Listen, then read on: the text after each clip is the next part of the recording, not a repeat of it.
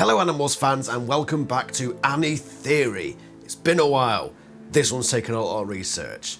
Firstly, this picture here by Counting Stardust on DeviantArt. Showing Rachel and David and the famous scene with a fork to his ear.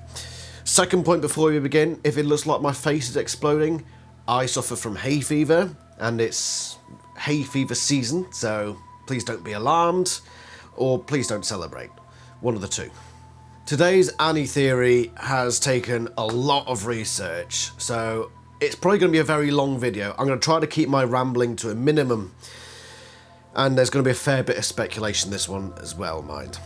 The question that's going to the Ani court today was David, this chap here, always destined to be an antagonist?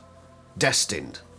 As in, from the start, no matter what happened in the book series, was he going to be a bad guy? Or was there a chance that he could have been just a normal kid? Just a good Animorph? That's the series of questions that we're pondering on today. A few months ago, I put a poll out on YouTube, and it looked something like this. So, a lot of you, 58% of you, say that he was always destined to be a traitorous knob. The remaining percent either disagreed with that and thought there was a chance he could have been a good guy, and then there was those of you who just liked fences. So let's look at that. So the majority of you apparently think that this decision can only go one way, that this chap here, David, who appeared in predominantly these 4 books, was always destined to be a complete prat. So, let's begin. Let's look at the first impressions we get of David. And they come in book 20, of course, and it's when Marco meets him in the corridor. Let's look at these snippets and add them to our little evidence folder. He had blonde hair and brown eyes, and a look on his face like maybe he had an attitude. Marco, huh? The kid said. Yeah, I'm Marco. Nice to meet you. Even nicer to say goodbye, he said. He just looked at me kind of intensely. I don't have any friends here yet. Something really weird happened to me yesterday. Very weird. Want to hang? Gun? What gun? Rachel yelled. Pop, pop, pop. Something stung my bare belly. He's got a BB gun. Snake? Yeah, he's really cool. He's a cobra. You're not even supposed to be able to own them. But my dad got it for me. He goes overseas a lot. He's a spy. But don't tell anyone. I spread my hands, pleading. He names his cat Megadeth. He has a cobra named Spawn. What kind of kid is that? So these snippets here from book 20, The Discovery, give us an insight into David's character before the whole Animorphs thing came along. So he looks like he's got an attitude, straight off. That's the first thing that Marco says. He's got a look on his face like he's just out there to cause trouble. Okay? He's got a BB gun, which some of you might say, oh, he's a gun-wielding maniac. No, I had mates back in school who had little BB guns, and they just turned out to be normal people, you know, normal adults with normal jobs and normal families. So, the BB gun thing, I say immediately, strike that from the record. I don't think him having a BB gun and firing it at birds who are coming into his house, I don't think that's a big deal. Striking that from the record. Yeah, I'm treating this more and more like a courtroom every AniTheory. Get over it.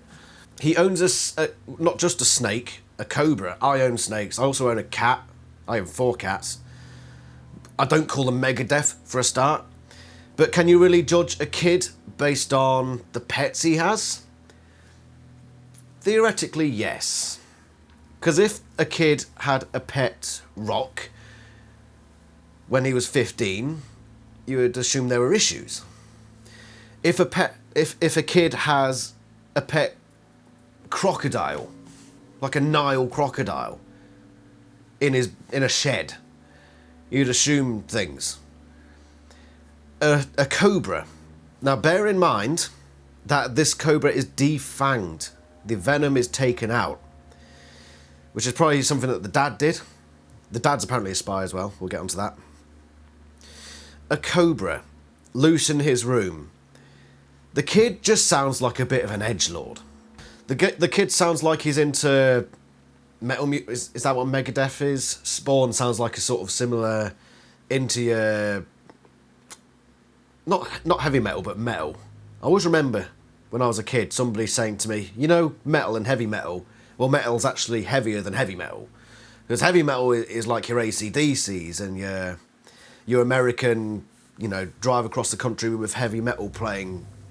Yeah, that sort of thing. But metal is different. Metal is very much like you're doing all that at your concerts, dressed in black, a bit of face makeup and heavily distorted power chords.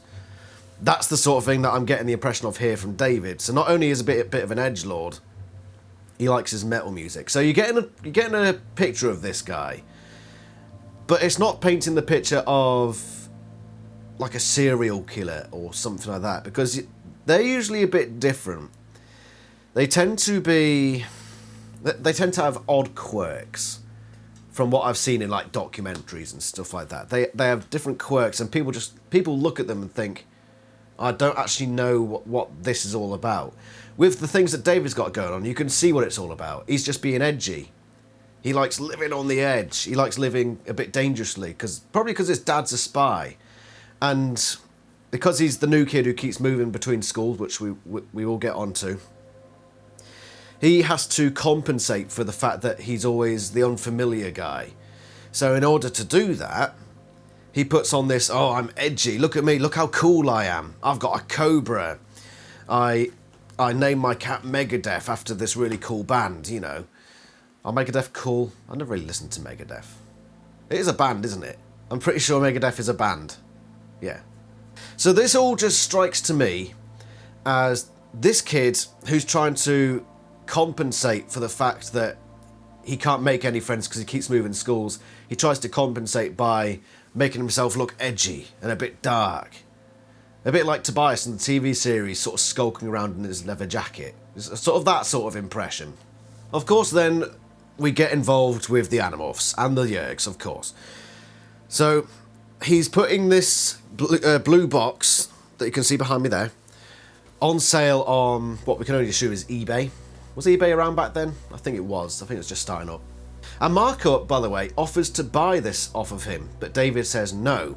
We then get the battle in the bedroom in book 20, and we get a first glimpse of how David reacts in a stressful situation. No! David shouted suddenly. I have the stupid box. Just let us go. I have the stupid box right here in my backpack, if you want it so bad. He started to unsling his backpack. We get the impression as we move forward in these books that David is this cowardly figure, that he's always on the verge of just selling out. Wherever it looks like the wind is blowing, that's where he puts his interests. Is this a foreshadowing of that? It could be seen as a foreshadowing, but let's look at him in that moment. This kid who has this freaking blue box here, he doesn't know the value of that thing. He knows that somebody else sees value in it, but does it have any value for his life? Not that he sees, we assume. Again, leave that for later on. Towards the end of this video, we'll get into some deeper stuff, okay? So just keep all these little bits in mind as we go through this Animorphs courtroom drama. He's got this thing that he doesn't see value in, we assume. And he's got these people literally destroying his house, trying to take it. And he sees no value in it. Why would anybody not just say, take it, just get rid of it, get out of my house? As much as this can be seen as a foreshadowing for further down the line, that's with hindsight. We can't judge this situation on hindsight, knowing what we know down the line. We have to take this in the moment. And again, strike this from the record. I think any normal person would react the same way in this situation.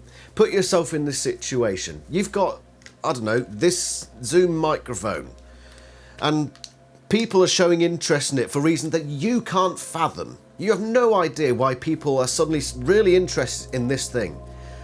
And then a bunch of aliens come storming into your house and just decimate your bedroom.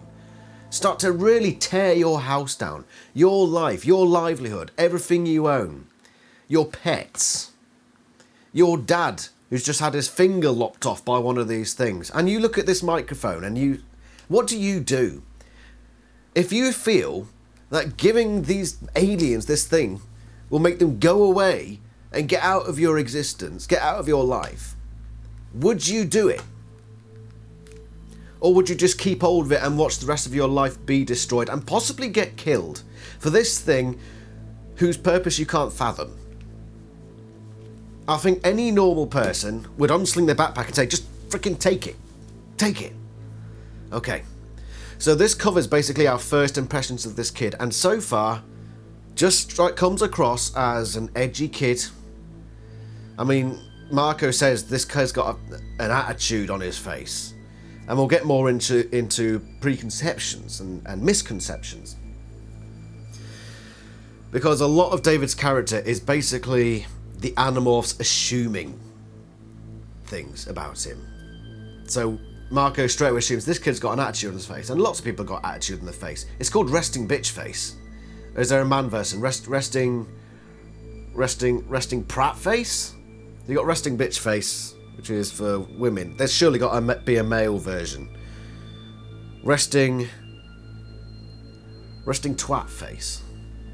I've got one, look. That's my resting twat face. After this battle in the Earth Pool, David loses a lot. And by a lot, I mean basically everything. Let's cover a few quotes showing what the extent is of David's loss after this battle. As for David's father, he'd seen too much. There was only one fate for him. Within hours, he'd have a yerk slug inside his brain. They took his mum too, Tobias said. David's house was practically a hollowed out shell. What do you want to do, Marco? Tobias asked. Just write this kid off? You have another idea? I said. Harsh, Rachel commented, but I could see she agreed with me. The books clearly put across the fact that this kid has lost everything. His parents are controllers, for which he has only limited understanding of, by the way, and we'll get more into how the Animorphs put that across to him.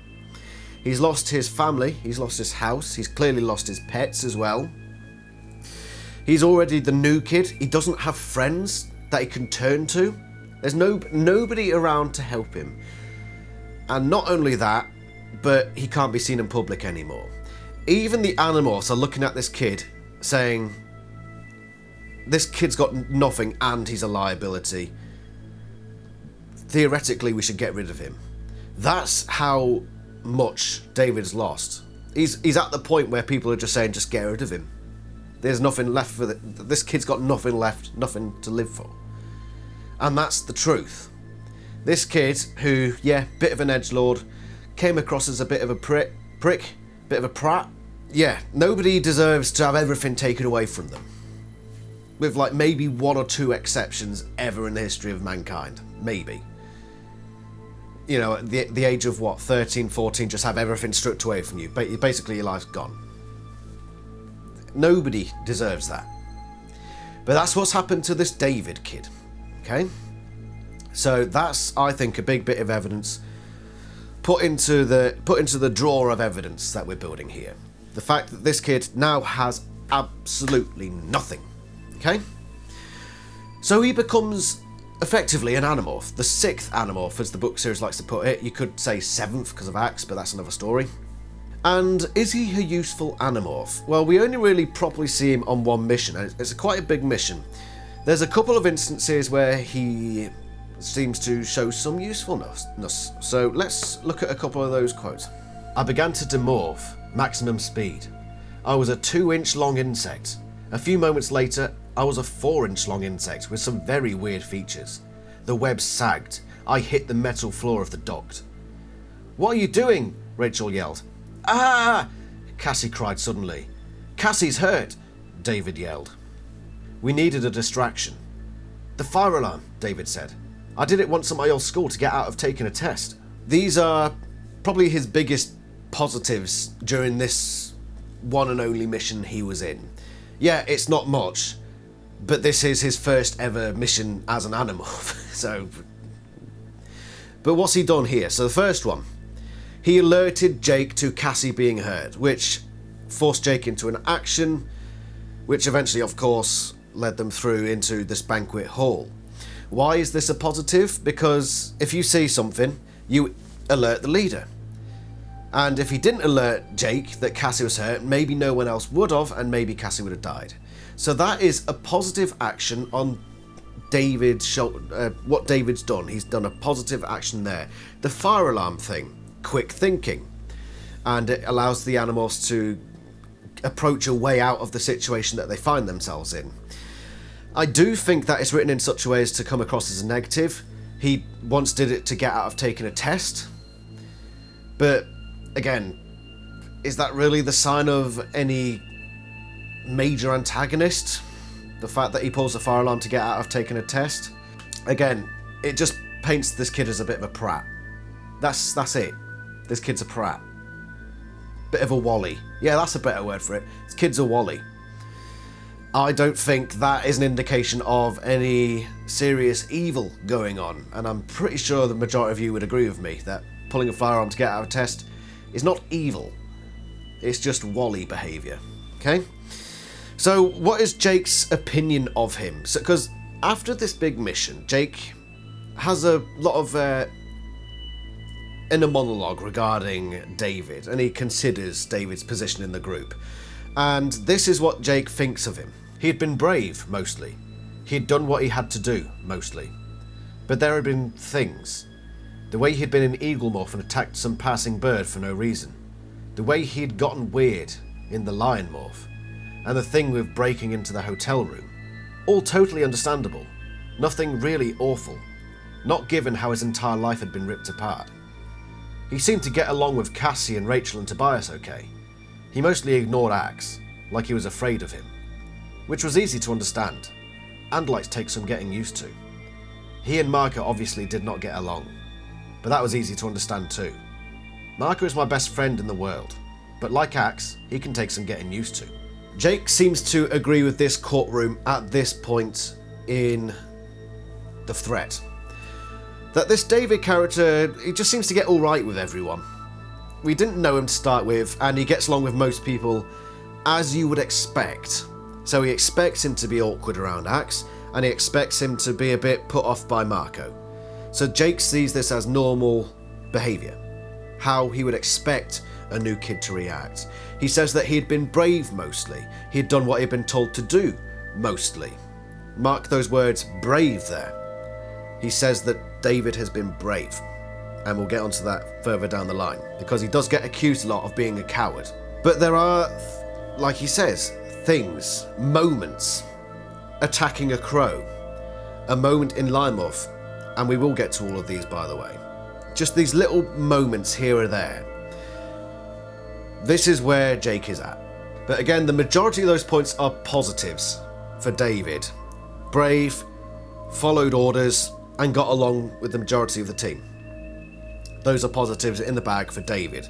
But that's all we really get of positives, okay? That's what goes into the drawer. Now we start to move on to the more difficult stuff.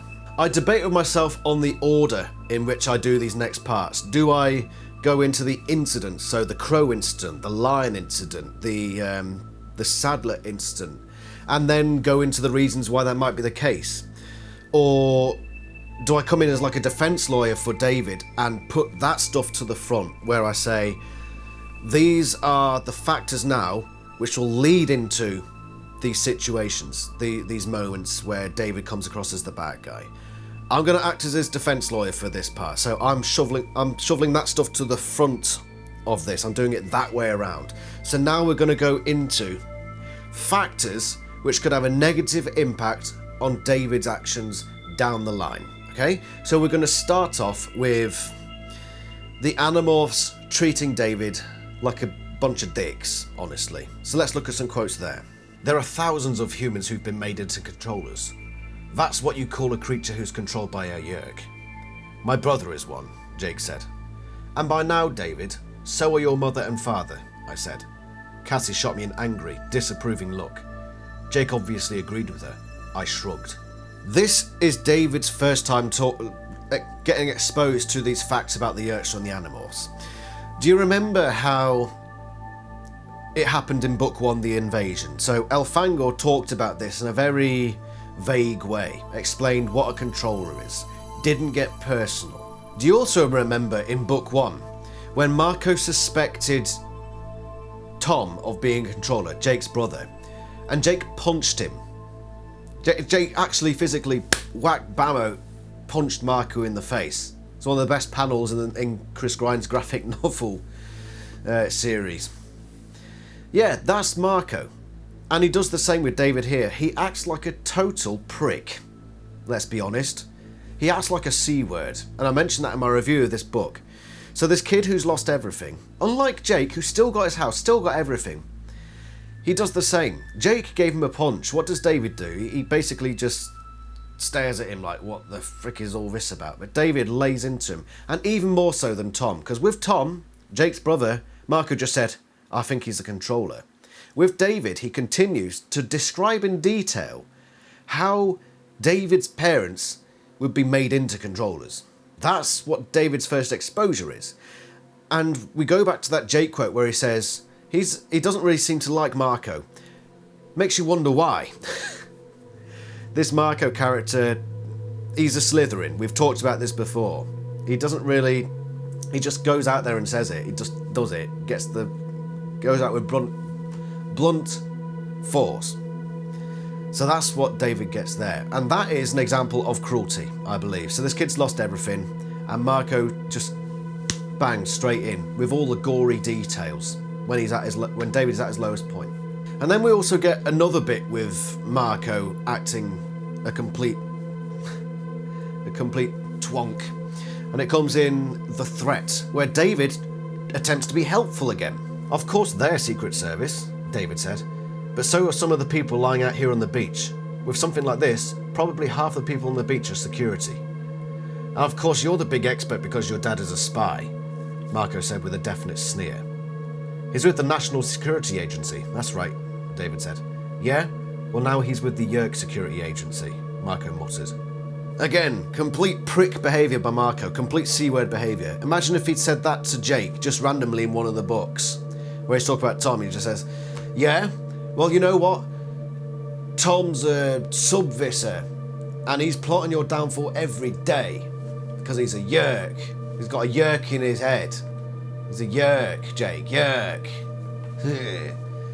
He wouldn't do that. Why he's doing it to David, Marco just doesn't like him. And David knows that perfectly well, as we'll find out later on. But not only that, even the nice one of the group, the one that even David later on says is the nicest to him, treats him differently than he would treat the others. Cassie, what does she act like around David? Tobias just has some fairly definite opinions about birds, I said. He respects most eagles, owls and other hawks, looks down on gulls and pigeons, and he absolutely hates jays, crows and golden eagles. David laughed. He's like a racist or something, only with birds instead of people. All those birds are different species, Cassie pointed out. Humans are all one species. Not really a very good comparison. David shrugged and looked a little sullen. Whatever. This kid is trying to make jokes. Are they good jokes? Not really, but he's trying to make jokes. He's having a laugh. He's trying to integrate himself with the team. And Cassie turns around and said, Actually, it's not racist because they're different species. And he's just like, alright, whatever, just trying to make a joke. Even Cassie is just sort of batting him off to the side. And this is also an example of Animorphs Hypocrisy, because this is from book 54, The Beginning. Others were sort of latter-day racists who simply needed someone to hate and focused on the Hawk-Bajir. Granted, it's not Cassie narrating that bit, it's Jake, but it just goes to show that, you know, Cassie pointed out it's not racist because they're different species. That's not how the other Animorphs see it, because Jake clearly there says there are racists because they're going after Hawk-Bajir. Not only are they different species, they're from different planets altogether. So, is that a good comparison, Cassie? According to you, probably not, but that's Jake saying it now. I suppose it's alright with Jake saying it. Then again, you could say, what does latter day mean?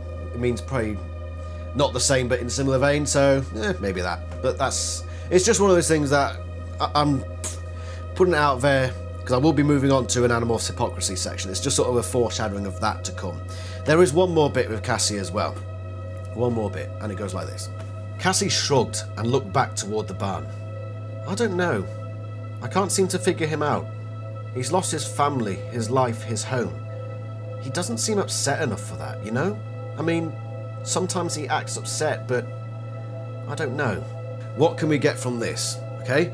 Has Cassie ever experienced how people react if their whole life is destroyed?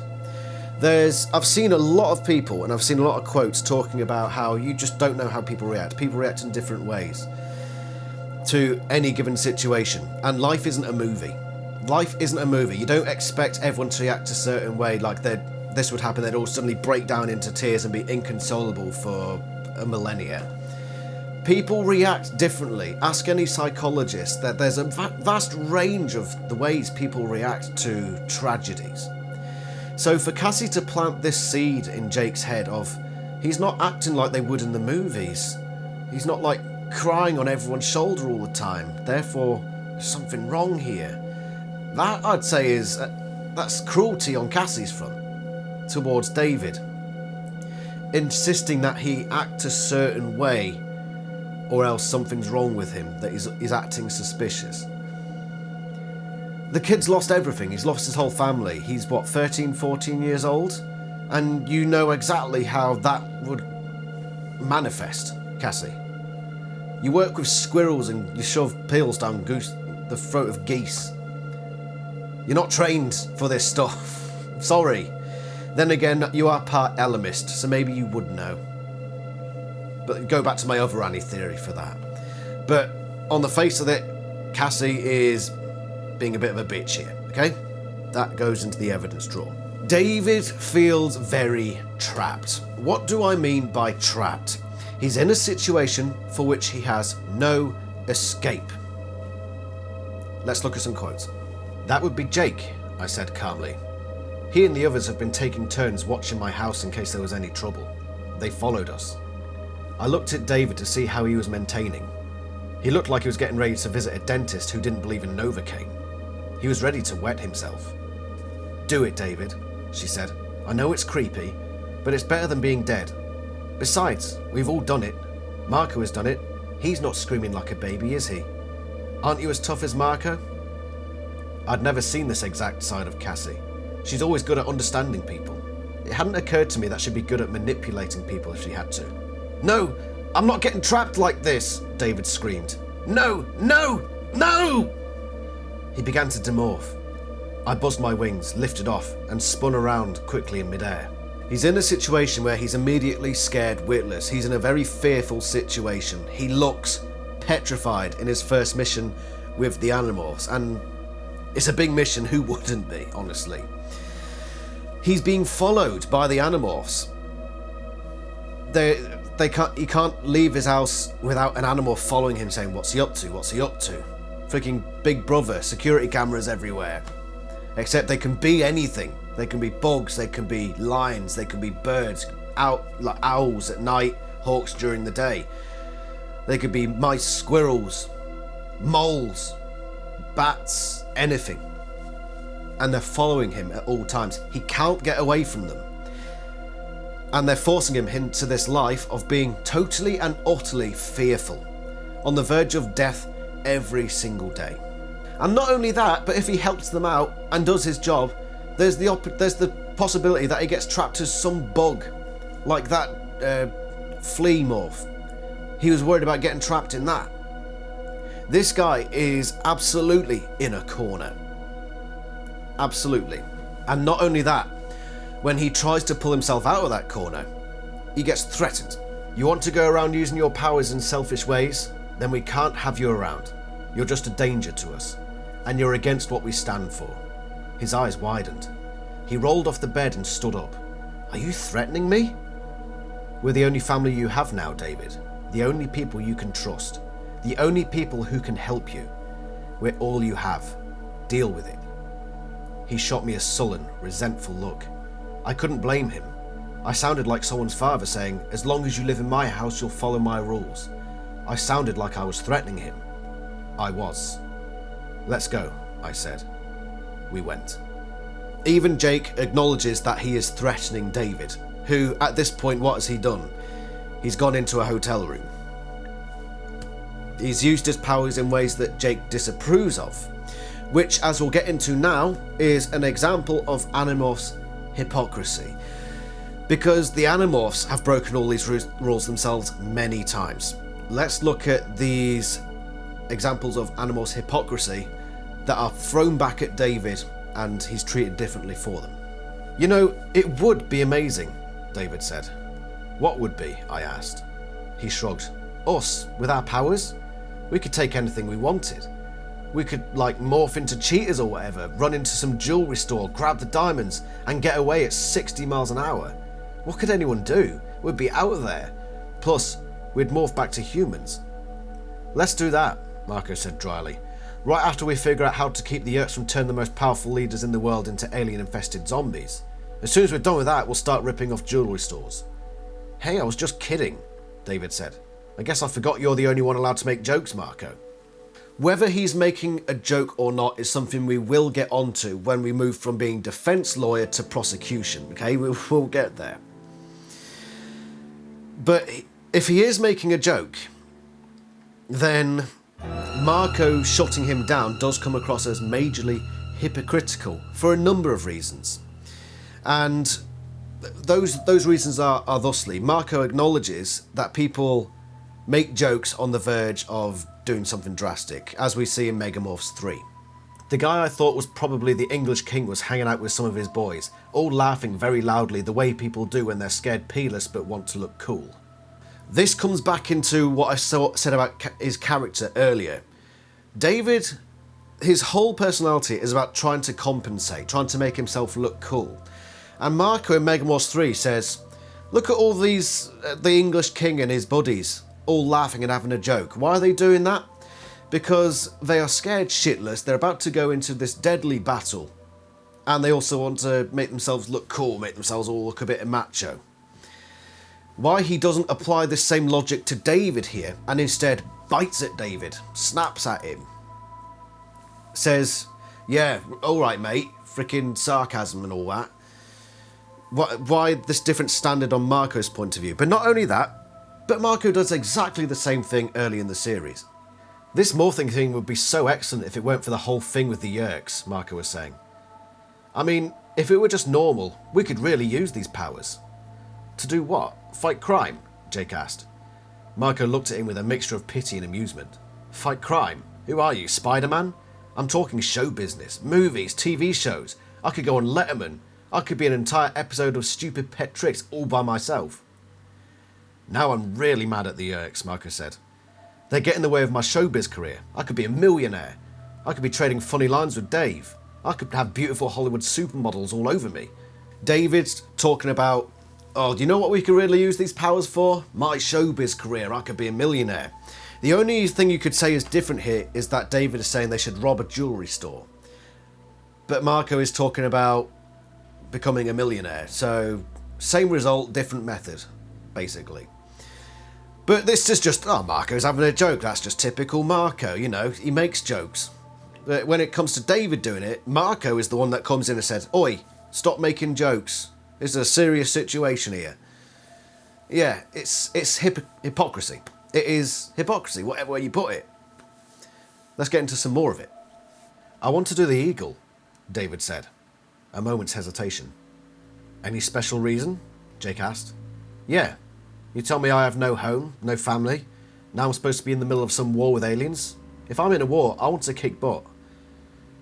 "Did Jake here tell you what animals to morph? Or did you pick them yourselves?" We're in the middle of David being basically told, you have to choose that bird, not that one. And David is right. When did Jake do that with the other Animorphs? He didn't. They basically chose their own. So, yeah, David's right.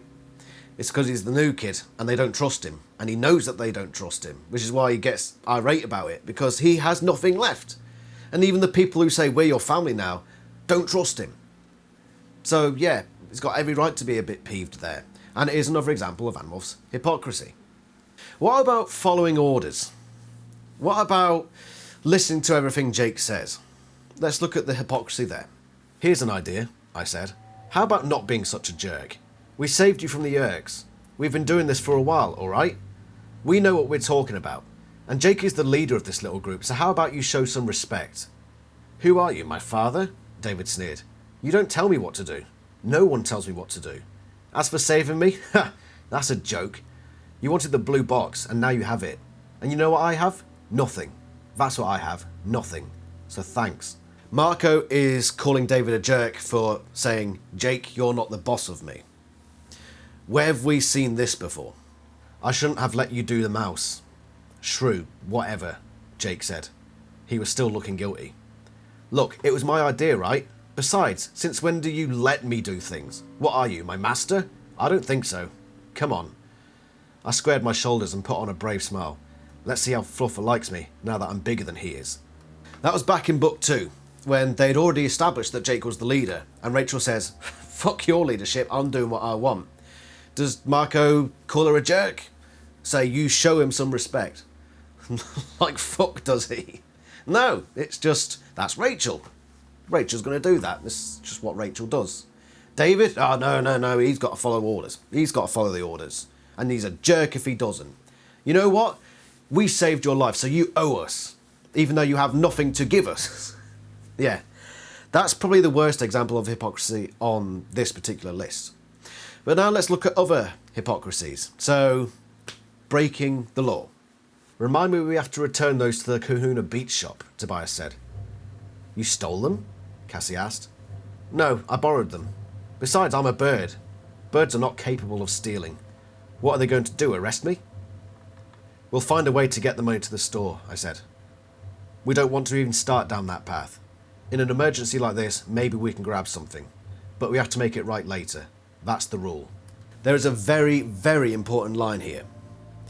And it's when Tobias says, paraphrasing, I'm a bird, birds don't steal.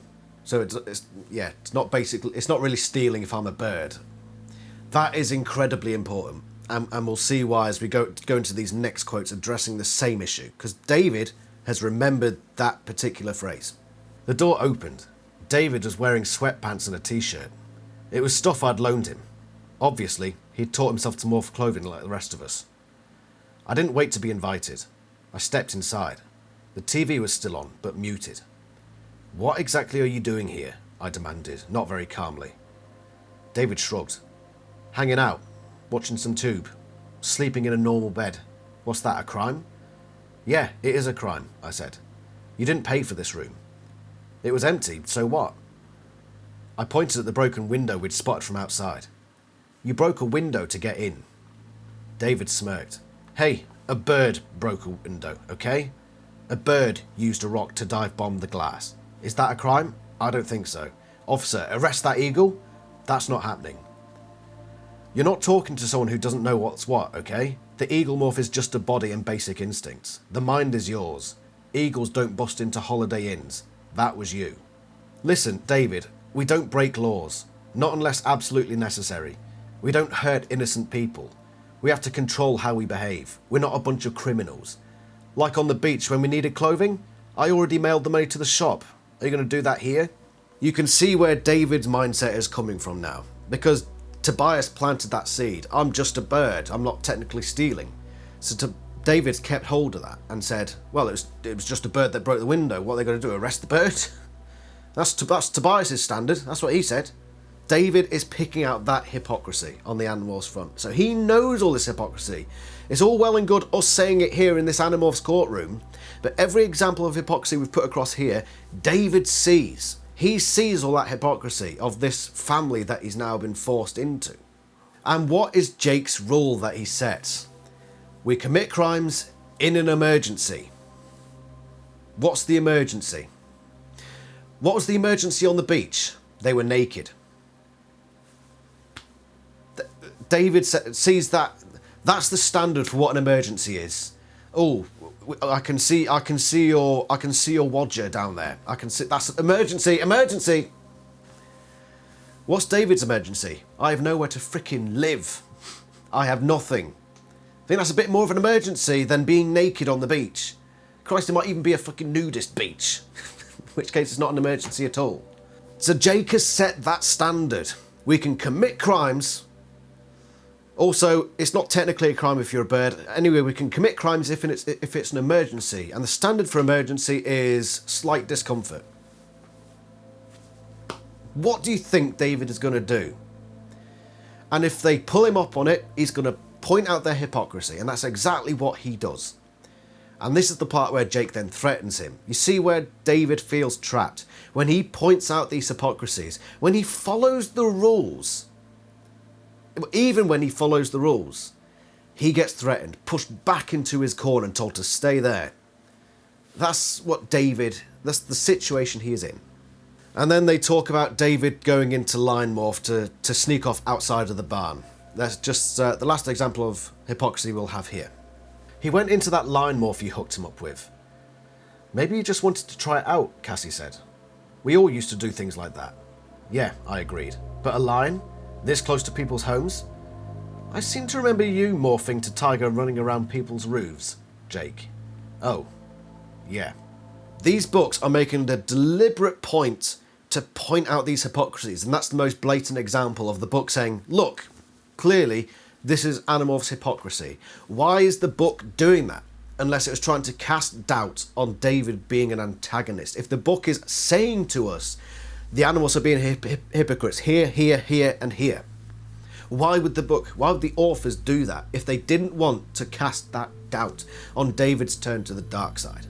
So now, as defense lawyer for David, I've put all that forward. This is a kid who's trapped, who has nothing left in life, who's been forced into this corner, and the very people that they are saying to him that they want to protect him are threatening him, keeping him in this corner, forcing him to do things that he does not want to do.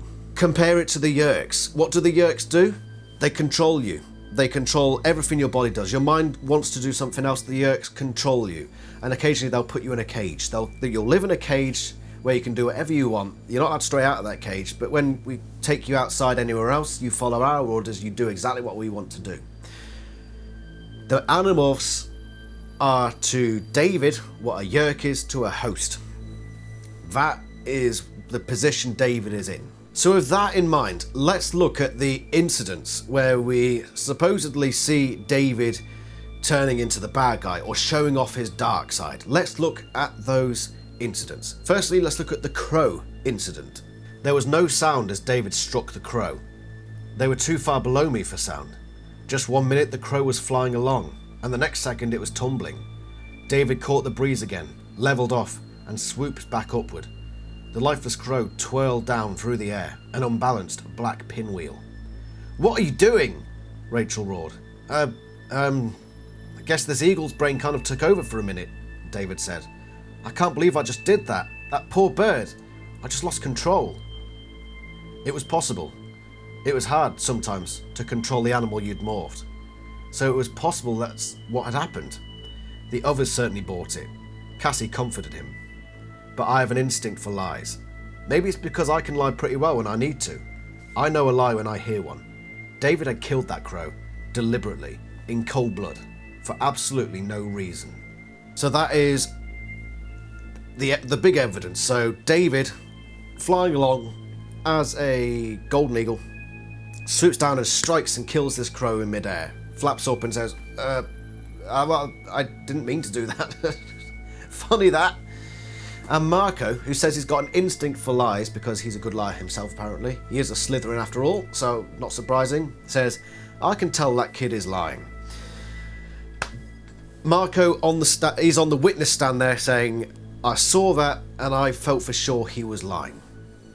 Okay, what do the rest of these books have to say about the idea of first time being in a morph? Similar to what I said earlier, why would the authors plant certain seeds? Why would they be constantly pointing out hypocrisy? Well, one other thing they do quite a lot in this initial trilogy of books is point out this. "That was weird," he said at last. "It was like I was myself, only suddenly there was someone else in my head too." You will become accustomed to it, Axe said. When I morph a human, I often experience the human mind and instincts. The need for food, for example. Hey, whoa, Pizza Hut. The guy down there on the blue beach towel. He's got an entire large pizza. I'd morphed Homer several times before. And it wasn't that his dog instincts were so overpowering or anything. It's just that he had a secret weapon for undermining my self-control. He was happy. As in happy. And a dog surrounded by scared rodents and skunks and raccoons was just about as happy as any living creature could be. It's hard to resist happiness. It tends to kind of carry you away. The mosquito never saw me coming. He was helpless. He was a Piper Cub and I was an F-16. I opened my powerful jaws and hit him going full speed. My bony head smacked the mosquito's body. My jaw closed on a crumple of legs. The mosquito struggled briefly, legs kicking, wings still trying to fly. So several times during the course of this trilogy we're introduced or reintroduced this idea of difficulty controlling morphs. Especially first time, but not only first time, because Jake morphs Homer and says sometimes he gets carried away when he's really happy, when he's exposed to extreme levels of some form of rush. And then not only that, but he's in a flying morph, the dragonfly, first time in this morph, and he sees another insect and kills it. Very, very strange and very suspicious that the authors would think to include that particular scene in this series of books, because it was David's first time in the golden eagle morph. He was feeling ecstatic, just like Jake would have been as Homer, or Axe around food, or a seagull around bits of food everywhere. The other animals are always getting carried away, and it's happened several times. So Jake in the first book, book 1, got carried away in the lizmorph and ate the spider. Various times the Animorphs get lost in morphs, right throughout the series. This is the first that David has morphed. Having lost everything, he's now flying. As a golden eagle, a predatory animal. Even Jake says in that initial, or Marco says in that quote initially, yeah, it's understandable, you do get carried away. So on the one hand, we've got the experiences of the other Animorphs, not only at the start of the series, but basically now as well. Jake does the same thing not too long later in the next book. Or we've got Marco on the stand saying, I felt like he was lying. Who do we believe? Marco, who says he's got an instinct for lies? Is he Nostradamus? Is he the Ellimist? Is he Cassie, a part of the Ellimist thrown down with the ultimate truth? No, he's not. So that's up for you to decide now. Was the crow strike similar to how Jake struck the mosquito as a dragonfly? Because he did that. In the next book, as part of this trilogy, he did basically the same thing. And as we'll find out, we'll cover some more quotes later down the line, by the way, so keep hold of this again for later. Now, the next, probably the biggest event, is the event at the banquet. The biggest incident for David. What is supposed to make him look like a coward or a turncoat. Let's look at the situation as it unfolds. He raised a Dracon beam weapon and pointed it. The tip of it travelled from one of us to the other. Tobias, Rachel, me. Who dies first? Wait, David cried. Don't shoot me, I'll demorph. I don't care about these. Ah! David clamped her jaws around David's right-hand leg. Sweet, gentle Cassie. David roared in pain, a roar that made my skin vibrate and made Visser 3 jump. Instinctively, David jerked around, reaching for Cassie's head with his own fangs. But Cassie was too clever for that. David spun around, trailing Cassie like an extra tail, but he could not reach her. They're threatening me, David cried, running toward Visser 3.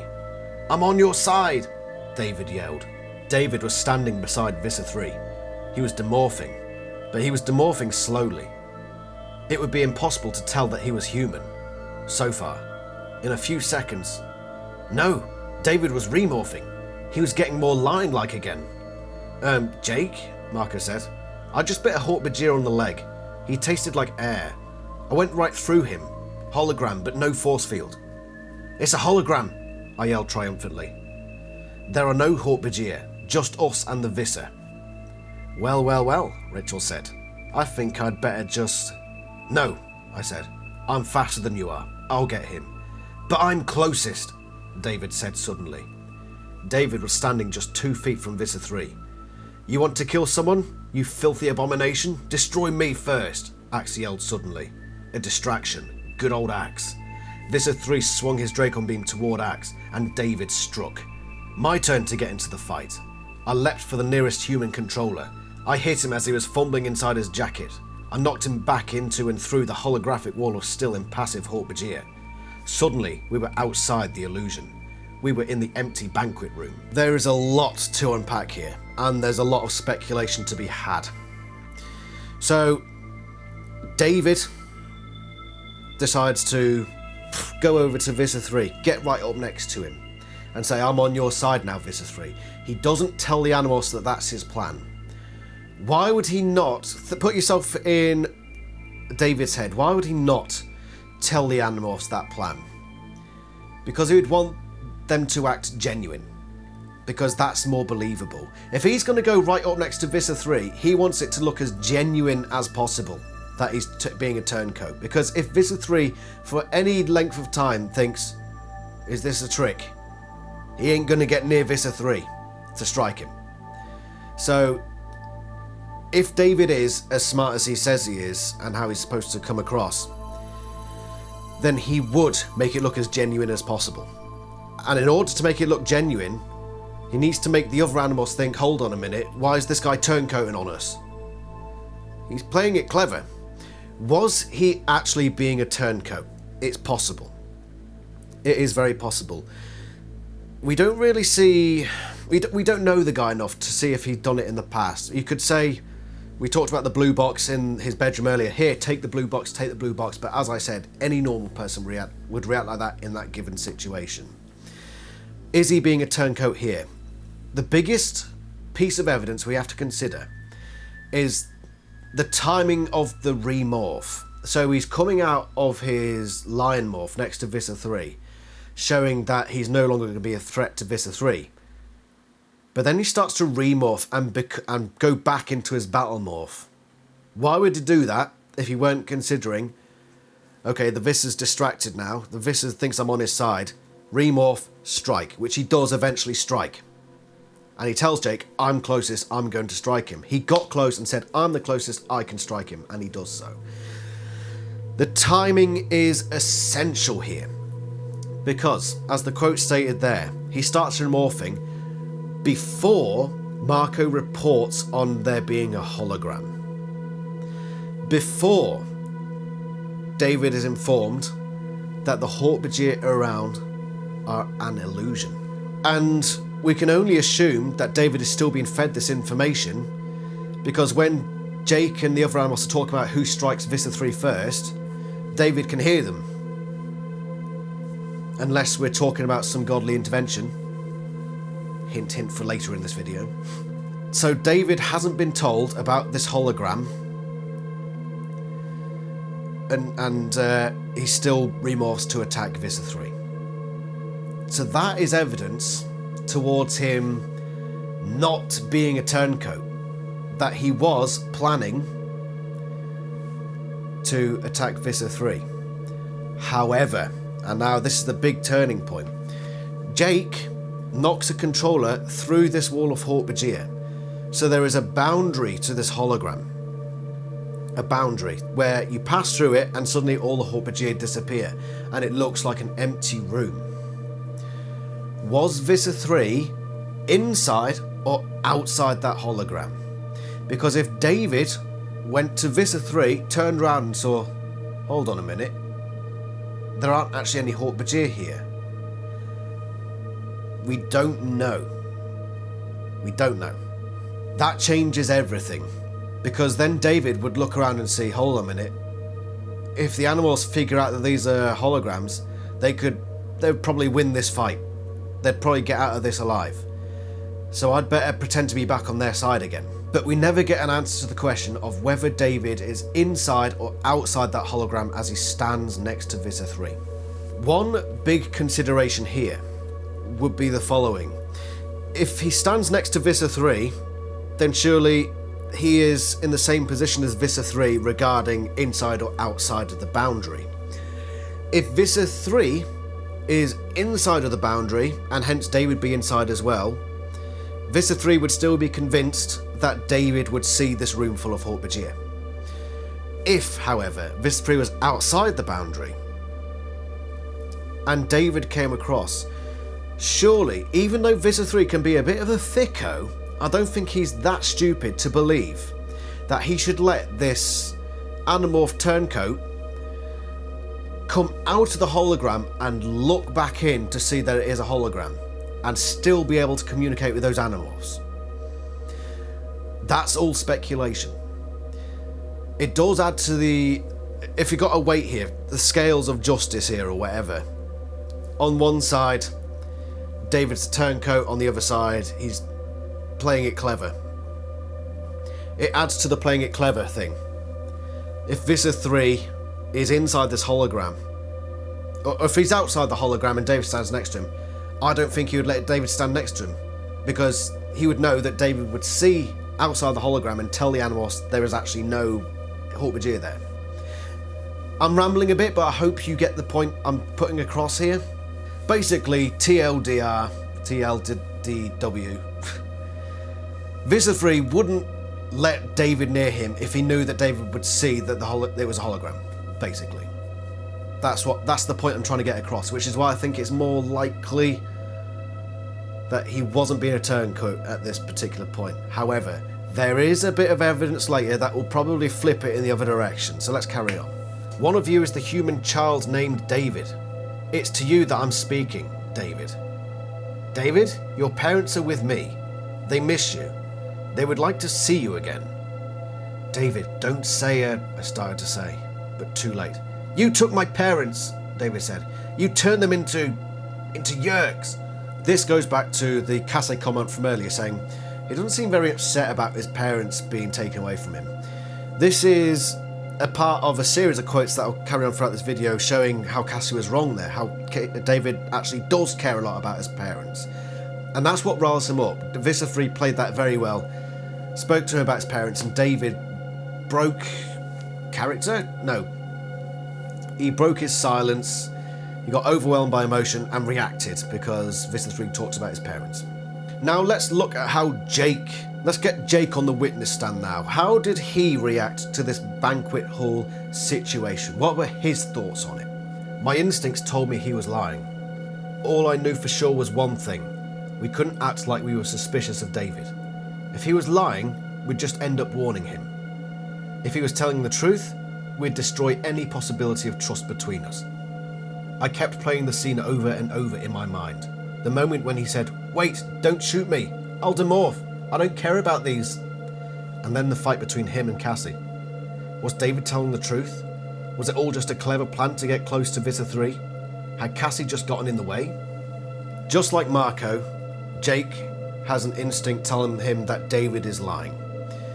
That doesn't count for much on the witness stand, but it just adds a bit of weight to Marco's suspicions that David isn't being truthful.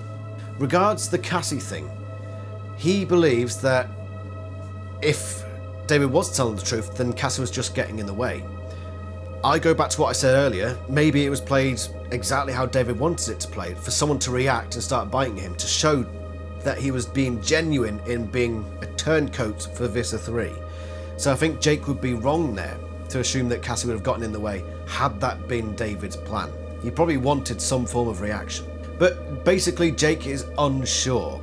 There is somebody who is sure, and that's Rachel. Get her on the witness stand. You guys know I was just faking the big yerk out, right? David said. Yeah, right, Rachel began. Rachel, shut up, I snapped so only she could hear me. I was, David yelled. I was never going to surrender. And you had no right calling me a coward, Rachel. Maybe you're a coward. I was impressed, Rachel said, then added privately to me, the gutless, treacherous little worm. He blows with the wind. He turned on Visser 3 when he saw we might win. Rachel doesn't believe him either, so none of the Animorphs believes him, basically, at this point. They all think he's lying. Is he lying? Only he knows. But Rachel is now turning against him and throwing some absolute words at him, privately to Jake, but calling him all these things. She's labelling him a coward, which is an unfair thing to call him, and even Jake previously said he'd been brave mostly. So that's Rachel overreacting. Misconceptions, and that's a lot of what goes on with the whole David story. But she's also wrong, we assume. No, seeing what we've seen so far in the evidence. She says he turned on Visser 3 the moment he saw that the battle had switched. But in the earlier quote, it's the opposite. He started to remorph before being informed that it wasn't a hologram that they were in. So Rachel has it the wrong way around. And it was very quick. So there's a big question of Rachel's perspective is skewed from memory or just her experience of it. But objectively, it happened in the opposite, in a different order, which changes the context, which changes the perception. But Rachel only saw it from her perception. And they obviously can't look back on it like we can. This is all the Animorphs turning against David, and he knows they're turning against him. Let's move on now. What were David's intentions? What did David want out of all this? So we've gone through this big first mission. Does he enjoy it? No, of course not. What does he want to do? Because the Animorphs clearly don't like him very much, and he knows that. Would it be best for them to just go their separate ways? Is that what David wants at this point? You guys all think you're so tough and so cool, David said. All these battles you've been in and all. But now here I am, the new guy, as usual for me. And you don't like me. No one doesn't like you, Cassie said. David turned his head to stare right at me. He doesn't. And I'm not an idiot, you know. I can tell what people think about me. My family moves every couple of years whenever my dad gets transferred. I'm always the new kid in school, so I've gotten good at telling what people think of me. And now, here I am at this different school, and I'm the new kid. He shrugged. So look, maybe you like me, maybe you don't like me. I don't care. I'm here. If you use the blue box on me, I'm one of you. But I'm not going to get pushed around, and I'm not going to be all, oh thank you wise and wonderful Animorphs for letting me join. If I'm in all the way. If not, I guess I'll walk away and try and figure out what to do. On my own. It's a bad situation, I said. It stinks. Yeah? And what are you going to do about it, Jake? Look, we can only handle so many things at once, okay? I know your life sucks, okay? But I can't figure that out right now. Later. After this mission is over. David gave me a look that was pure cynicism. Yeah, right. Well, how about this, Jake? I'll handle my life, you be the big boss of the Animorphs, and I'll take care of me. It's pretty clear what David wants by this stage of the series, and it was basically told earlier as well. He just wants to do his own thing. He doesn't want to be trapped in this corner. We've just had this mission now where basically the Animorphs have called him a liar. They call him a liar behind his back. Maybe what they need to do at this stage, what he definitely wants to do, is just go their separate ways. But the Animorphs can't allow that. Why? Because if David gets caught, that's their secret out. So David is trapped, and so are the Animorphs. They can't just let each other go. They are stuck together, whether they like it or not. And all this then comes to a head when David once again tries to just go about his own way, but the Animorphs won't let him. This is where David turns traitor. A golden eagle stood on the upright bedpost, watching the TV screen. And that's when I saw the other bird. A crumpled mess of feathers lay atop a wadded up sheet. Blood had seeped into the material. "Tobias!" I cried. There was no answer. The golden eagle turned its head to look at me. He was following me, David said, trying to stop me. Do what, Jake? Turn myself over to the Yeerks? Of course not. You really think I'm dumb enough to try that? That's not what this is about. Then what are you doing? I roared, suddenly, not so calm. What are you doing, hurting Tobias? Hurting him? Oh, he's dead, in case you were wondering, David said. Definitely dead. Why are you doing this? I pleaded. What choice do I have? The Yeerks know me, my parents would turn me in, and you and the others? Hey, you made it clear the other night when I checked in the Holiday Inn, right? What was it you said? Something like, if you go around using your powers however you want, we can't have you around. You're a danger to us. I recognised the words. You think I don't know you were threatening me, Jake? David said. I'm not spending the rest of my life taking orders from you. You and Marco and Rachel and Cassie, you're like this clique or something. Like, do what we say, or you can't be one of the popular kids. My family used to move around a lot. I was always the new kid in school. I got used to being pushed around by the so-called popular kids. That's all this is. This is like you and Marco and Rachel are the cool kids, and I'm just the new kid, right? So you get to push me around. Rachel gets to call me a coward. Because I want to stay alive? I don't think so. What choice do I have, Jake? David asked, almost sadly. No family. No home.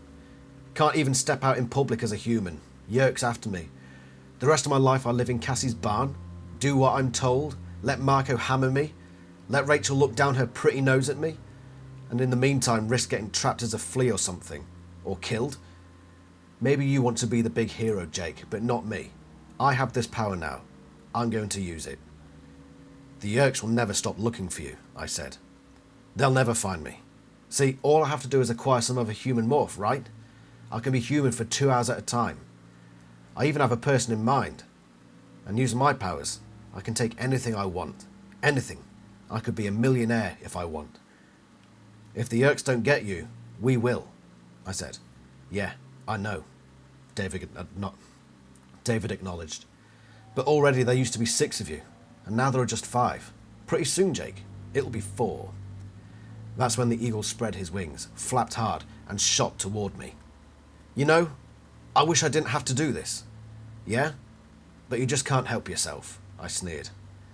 You all left me no choice. You forced me. What was I supposed to do? Let Jake order me around? Let him get me killed? Spend the rest of my life hiding? What do you want, pity? I lost my family, everything. Thanks to all of you. What are you, nuts? We're not your problem. Or at least we weren't until you turned against us.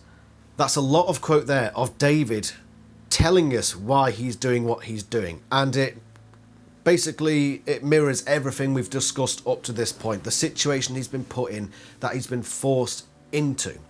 And that's a rather telling last quote there by Rachel, saying, we're not your problem. But now you are that you've turned on us. Well, that's not how David sees it. Rachel is filled with a lot of misconception. She can't see from his perspective. She can't empathise with him. For whatever reason, she just cannot see things from his point of view. David he thinks he's killed Tobias, which is beyond the pale. And this is where truly David, however you want to empathise with him, take everything I've taken into consideration so far, this is where David crosses the line. He shouldn't have killed Tobias. If he truly wanted to go his own way, he could have done it without killing Tobias. So this is where he truly became the bad guy. But that's not what we're discussing here today, remember. We're talking about whether David was destined to be this character. Would he have done these things if things had gone differently? Of course not. Was he always destined to be the bad guy? That's the question we're asking. That's why I've covered his intentions there. We know what his intentions are. He knows that he's trapped with the Animorphs. He doesn't want to be in that lifestyle. He doesn't want it. So he just wants to go his own way and do his own thing and be a millionaire. Just like Marco talked about back in book 2. Just put this whole thing aside and become a millionaire. Which, by the way, David ends up doing at the end of the series. Think of that what you will. David just wants to do that, but the Animorphs will not let him. They trap him. What did you expect David to do? He's basically a slave at this point. A slave to the Animorphs. He has no choice but to live this lifestyle. He is forced into doing this lifestyle. He doesn't want it. When he tries to get away and he sees his owners following him, he strikes out. Definitely an over... what's the word? He goes way too far. He's doing a bad thing. But was this the action of a psychopath? Because that's one of the things that people think about with David. They instantly think David was a psychopath. We let a psychopath into the team. We have no evidence here so far that he is a psychopath, because what is a psychopath? There's a lot of symptoms. David doesn't really fall into the brackets of a psychopath. Not really. Considering all the evidence we've got so far, all the stuff we've covered so far does not point to him being psychopathic, or even sociopathic. Certainly no more than any of the other Animorphs, put it that way. So now that we know that David has turned traitor, he definitely has turned traitor at this point because he's killed Tobias, what does he do? He seems to follow his intentions that he gave us earlier. So here's the quotes of him chasing his intentions to just do his own thing, get out of their lives, and crack on as he wants. David wants the box so he can ransom his parents. Isn't that right, David? You want Visser 3 to release your parents so you can have a home again. For a brief moment there was something vulnerable on the face David had copied from Marco, but then his eyes hardened. That's okay, I don't need the box. I have something else Visser 3 wants. See, I know that the Animorphs aren't Andalite bandits. I know their names, their addresses. I give him you, he said, looking at Jake. And you, he added, looking at me. And then, you know what? He can do to you like he did to my parents. And he can get his blue box from you. Stay away from my family, Rachel. I'll stay away from yours.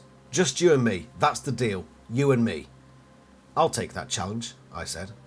You know, Rachel, it's a shame it worked out this way. I mean, if you weren't such a harsh person, I would have invited you to quit this little gang and hook up with me.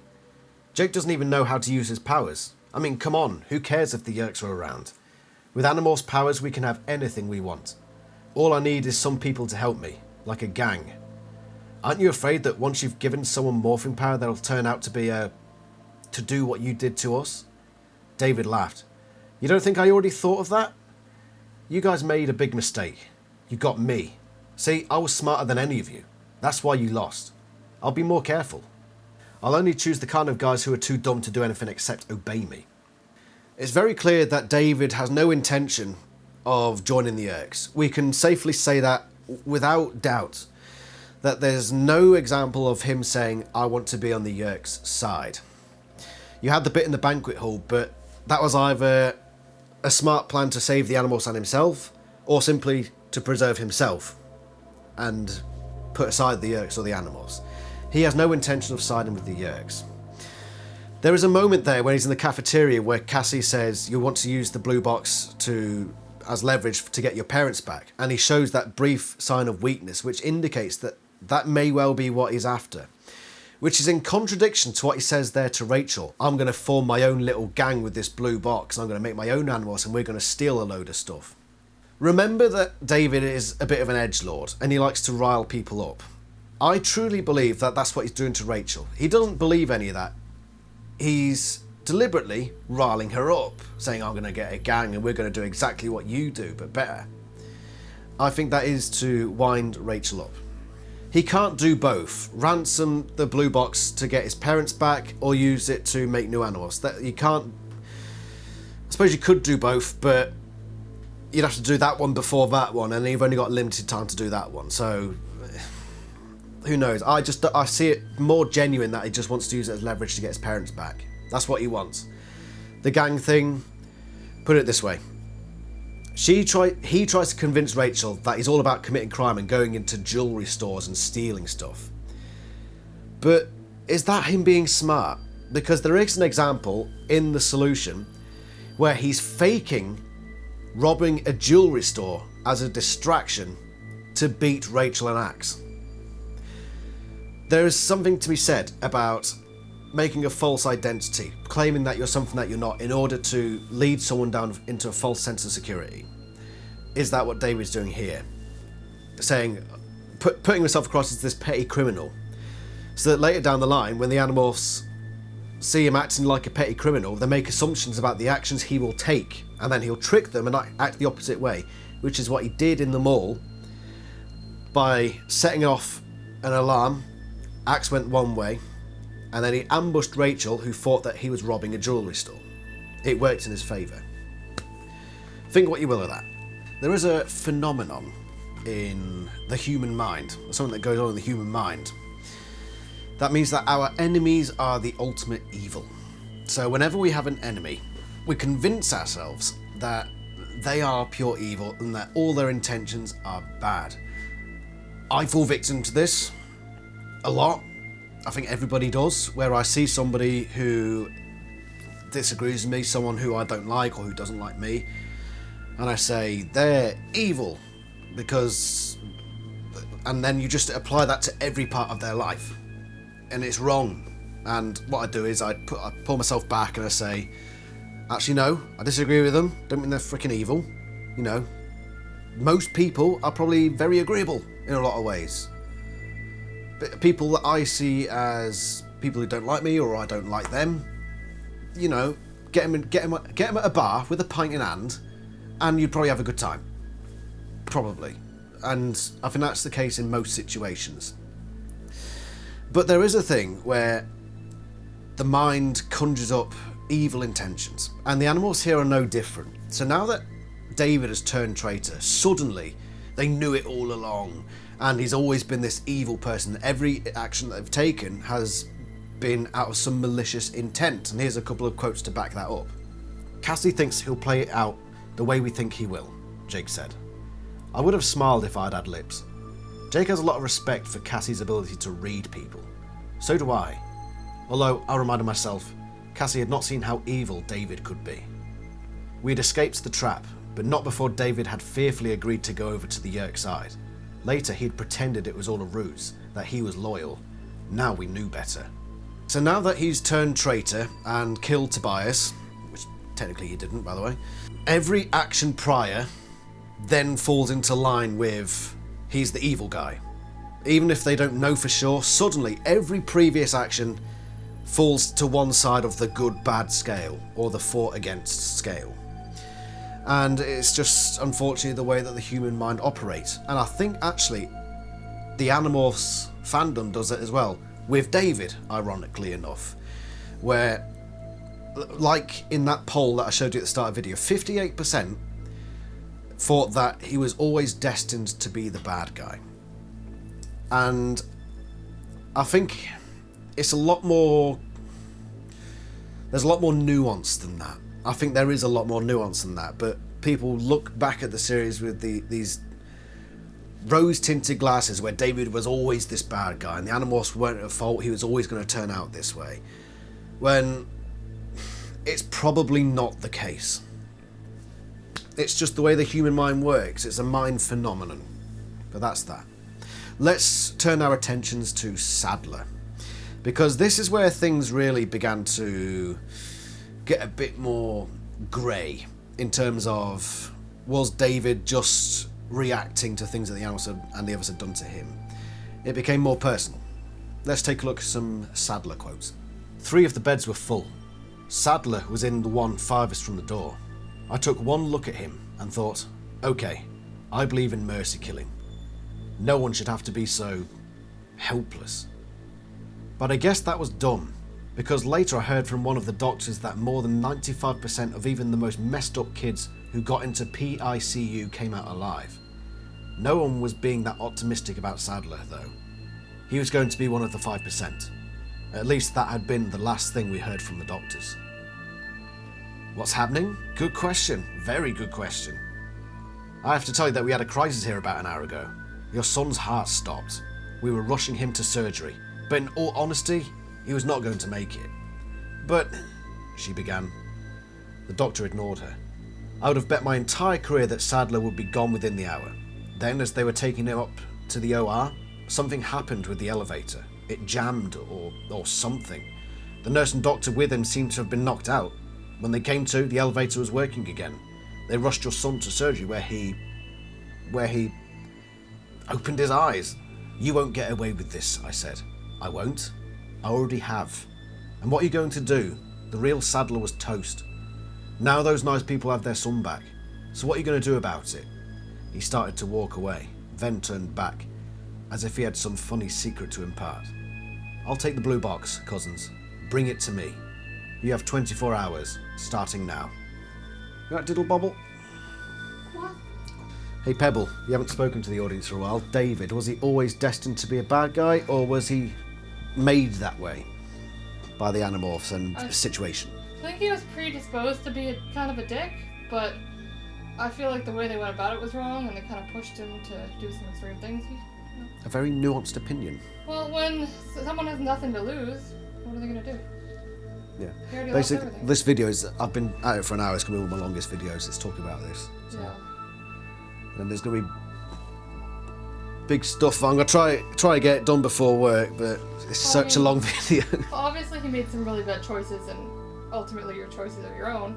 Yeah. But in some ways I feel bad for him. Well, yeah. He never had a chance. But I'm on the Saddler bit now. Oh, yeah, no, fuck that guy. Yeah, fuck that. What, Saddler or David? Dave. Yeah. Yeah.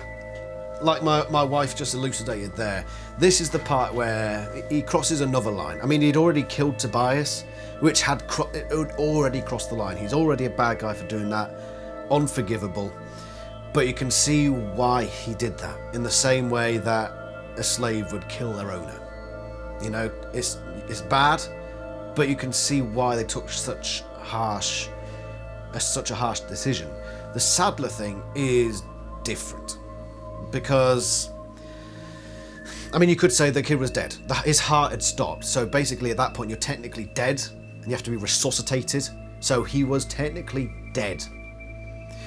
It's the family of Saddler, it's that false hope. That David has done one of the worst things, I think, which is give false hope and then tear it away. That's cruelty beyond cruelty, and that's where he really truly crosses the line for me. Did he kill David Saddler? No, the Saddler was already dead. His heart had stopped. I mean, that's technically that is dead. Your heart has stopped, you're technically dead. So no, he didn't kill Saddler. But it's what he did with Saddler's body that really is beyond the pale. And that's probably the most psychopathic thing he's done. But why did he do it? He was using it as leverage. He was taking extreme measures to get what he wanted, which was his parents back. You know over there, my diddle? Oh, you're giving Fluff for food. Yeah, Fluff is on the chair beside me, by the way. You can see her there. Just. No, she's got her water and her food, and she's very happy. She loves food. Yeah, she sits next to me while I do these videos. Good girl. Thank you, Pebble. But he's using this as leverage so that he can get his parents back. Desperate times calls for desperate measures, which is probably the justification he's using there. The Animorphs do desperate things as well, especially later on in the series. They blow up the pool ship, which kills a lot of people, destroys a lot of families, in order to do what they feel is right. So it's not as bad as it could be. He's not doing it just to fuck around with Saddler's family. He's doing it to get his own family back. Look at Gefinnilan and Myrtle in Book 40. Gefinnilan is more than willing to sacrifice the Animorphs' lives to get his friend back. That's basically what David is doing here, in a way. He's sacrificing the lives of others or making other people's lives worse in order to bring one of his family or friends back. That's basically what he's done. Now let's turn a bit more to the prosecution side of things. Were there clues to David's betrayal earlier on? Had he planned this from earlier, before all this dreadful stuff? Well, it certainly wasn't planned before his family was taken away. We know that much. We assume. More on that later. But when they were in the banquet hall for the first time, and they're hiding under the table, David and Jake, we have the whole conversation about who would win between a lion and a tiger. Had you worried her? David said. No. I knew you were cool. Just being prepared, you know? In case there was any trouble. I was surprised you didn't go into your own tiger morph. Yeah? Well, I didn't see the need. Hey, you ever wonder who'd win in a fight between a lion and a tiger? That took me by surprise. I hesitated. Lion. That's what I think. But it would probably never happen, David said with a laugh. It's just interesting to think about. I better demorph. David obviously remembers this little moment he has with Jake, because when he and Jake have their fight, he says this. You never answered me, Jake, he said. Lion versus tiger. Who do you think will win? Let's find out, I said. There was also a moment regarding Sadler, where David acted a little funny when Sadler was first brought up, long before the actual Sadler incident.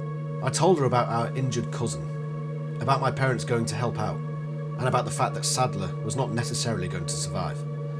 Everyone made the right noises of sympathy. So did David.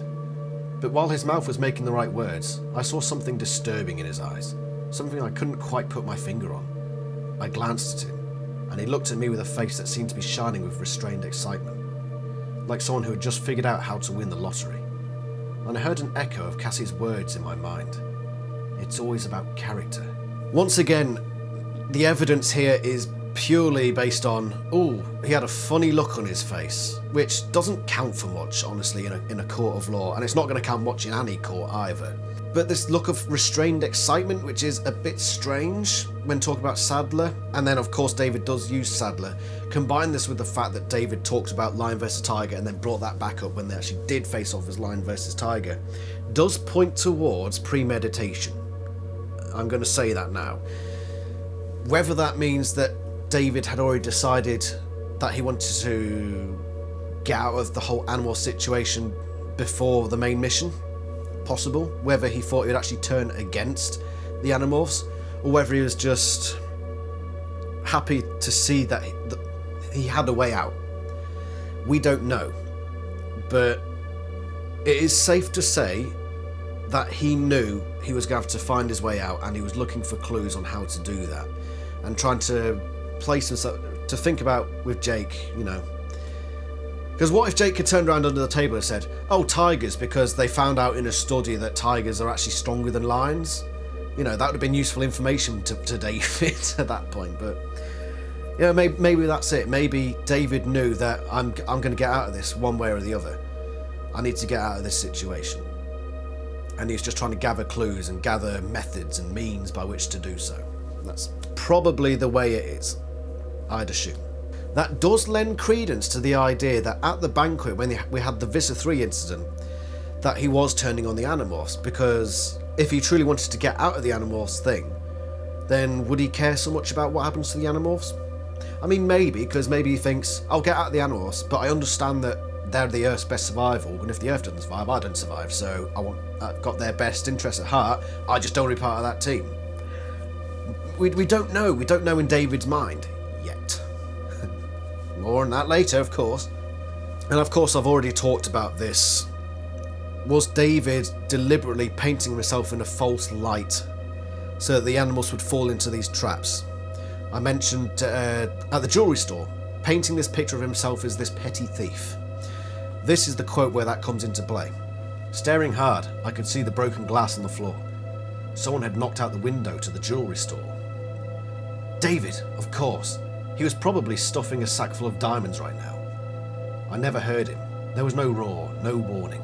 I just caught a glimpse of tan reflected in the glass of the Foot Locker store. A low, tan rocket skimming across the floor. I spun. Lion! Alarm clock, David said. That's what the Andalite is chasing. I set it. What better way to win out against your opponents than by convincing them that you're something you're not? Like David's done here, petty thief. So Rachel thinks, jewellery store, he must be in there, then gets ambushed because he isn't actually robbing a jewellery store. He's ambushing. Very clever on David's part. He is a smart guy. Very Slytherin. He will use the situations to his advantage and use his wits to do so. But let's now look at the Animorphs planting the seeds of the David thing. We sort of covered it with the hypocrisy, but let's look at some more clear examples of the Animorphs forming their own problems. So when it comes to David betraying them, the Animorphs didn't help themselves in a number of ways, and they are partly to blame for what happened, and the methods by which they get killed off. Supposedly. Murder? I don't think so, Jake, he said with a laugh. He's a bird. You may kill a bird, but it isn't murder. I'd never do that. I wouldn't hurt a human, but hey, an animal? That's a different story. This comes from that rule that was set whereby a bird can get away with the crime, a bird can do this, can do the other thing. That was the rule that was set, and that's the justification now by which David feels he can carry out this action. And he's using the Animorphs rules against them, as much to Jake's chagrin. This next one, or next couple of quotes, stems from a moment in the banquet hall. We've covered the 3 chaps in the pillar hologram in a recent analysis. They were actually more important than I remember, having researched this, because that moment, or those series of moments, planted the seeds for David to do certain things. Let's look at the quote. Axe was ahead of me. He swooped down toward the window. Marco stood watching, smiling almost. His hands were behind his back. Swoosh! Axe swoops through the window and... Marco pulled his hands out from behind his back. The Louisville slugger swung in a short, sharp arc. I'm sending you a message, Rachel, he said with silky intensity. See, I know where you live, Rachel. That's my message. You want to threaten me? I know where you live. I had to fight down the panic that was competing with rage in my head. I couldn't let him know he'd gotten to me. My family isn't part of this. So you say. Your parents are controllers now. That makes them different. David has morphed Marco. It's usually against the rules for Animorphs to morph other humans, but the Animorphs did it with the 3 blokes in the pillar in an emergency situation. That gave David the incentive to morph Marco to carry out what he had to do. And then the whole part about your parents are controllers, it's different. Well, funny that should be mentioned, because that was also mentioned regards the 3 blokes in the pillar. You remember when Jake said they could morph them? What was his reasoning for that? Basically, he said, and you can go back to my analysis video on the 3 sods in suits in the pillar, he basically said they're controllers, which means they're not really human anymore, so the rules don't count. It's different now. It's different rules because they're controllers. And that's now carried forward with Rachel. So David has taken advantage of that. So those 3 silly sods in suits actually played more into the story than I originally thought. It gave David the idea that there were exceptions to these rules, and that's the case for a lot of things. But this now comes into people. There are cases where people are exceptions to certain rules. And that again is planting the seeds for David to do the horrible things he does. And then the big one, the one that comes from this picture here. David, this is before Sadler, by the way. Before Sadler. Not before he had that bright look on his face when he heard about Sadler, but before it actually happened. Rachel brought family into it. I leaned close enough to whisper in his ear. But some of us would last a while, you little creep. Long enough to make sure that your parents, well, use your imagination. Rachel was the one that made it a family thing. She threatened his family. And that's when he starts threatening families. So that wasn't just an organic David thing, that started with Rachel. Where am I getting out of all this? I'm basically saying that the Animorphs sowed the seeds for their own downfall, for setting David on this path, for giving him the incentives, for laying down the groundwork for him to take these actions as a counter to them taking those actions in the first place, or making those threats in the first place. And then of course things play out, and David meets a rather horrible end, getting stuck in Ratmorph and placed on a deserted, barren rock in the middle of the sea. We never heard from David again, not directly at least. But months later, I heard some kid at school talking about that rock. It was haunted, he said. He and his family had passed close by on a boat. He swears he had heard a faint, ragged voice crying, "No, no." I've run out of time today to carry on this video because I've got to go to work. But I will come back, so I'll have a change of clothing, and we'll carry on by looking at the next book in the David saga, which is The Return. Because that shows off some very, very interesting stuff that may clarify some of David's actions and the Animorphs' relationship to him. So, just go clothes change in 3, 2, fingers work properly. Clothes change now! Ah, there we go. Oh, and I remembered to turn the lights on this time. Silly me. So let's carry on, shall we? There's this book here, The Return. And it's all about the return, supposedly, of David. So let's add this to our little box of evidence as we go forward now, because there's a few interesting little bits in this book, but there's one big question that hangs over all of it. Is it a dream? We know that the first part of the book is a dream, and then a lot of illusion interspersed with moments of reality throughout this book. Whether David's actually real or not is up for speculation, but it's possible that we have some insights into his character. Oh, well, it's still early. And no, Rachel, this isn't a dream. You're not going to wake up. Not this time. Leave the one-liners to Marco, David snapped. He's good at being funny, sometimes. But you're good at dirty work. I recoiled. Maybe David was perceptive. Maybe he just had a good memory. Yes, I'm smart, he said. As if he'd read my mind. Jake had sent me to take care of David. Oh, so it's Jake's fault after all? I jerked so hard I knocked my head on the ceiling of the cube. David was reading my mind. So David says it's not a dream, implying that it is real, but then he starts reading Rachel's mind. Actually reading what she's thinking, which implies that either he has supernatural powers, or it is just a dream, some form of mass illusion. Now remember, we're dealing with Cryak, and that's why I've now got him pictured up here on my screen. So this is Cryak doing his thing on the screen here. So yeah, this book is very much up to speculation on this part, but we do get a few lines from David which could possibly be reasoning for why he did the things that he did, or why he was perceived to do the things that he did. So, with it in mind that this could all be just one big illusion, and may not actually be David speaking, let's have a look at the things David says to justify his actions in this book. Jake said there were rules, Rachel. Rules about using the morphing technology for good instead of evil. Rules about what you could do to people and what you couldn't. How come he wasn't worrying about the rules when he told you to do this to me? He didn't. He didn't? You mean you just decided to trap me all on your own without orders from Jake? His voice was condescending. Wow, I'm surprised at you, Rachel.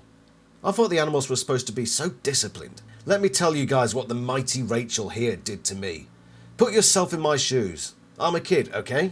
Then aliens steal my parents and BAM! My whole world is destroyed. I can never go home, never see my parents again. Before I can even process what's happened, I get press-ganged into this group of kids. They lean all over me, they push me around. And when I try to stand up for myself, Rachel here holds a fork to my ear and threatens me. Later, she promised to kill me. You stopped being human long ago, Rachel. No human could have done what you did to me. I wasn't evil, Rachel. Just troubled. Now, it's my turn. I said you'd pay, and today's the day. There's one itsy-bitsy little detail in that series of quotes there that is technically wrong. So he says, Rachel held a fork to my ear and then threatened to kill me. She actually threatened to kill him before the fork incident, when she was in the mall. And she was hanging on, and she was shouting, I'll kill you, I'll kill you. I'd say that's technically threatening to kill him.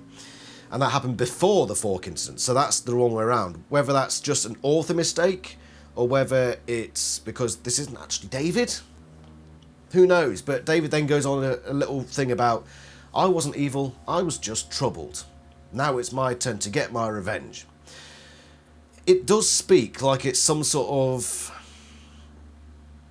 not a real David, a ghost of David. A play, a pretend David talking to Rachel. And we do get a lot of other clues to that in that particular book.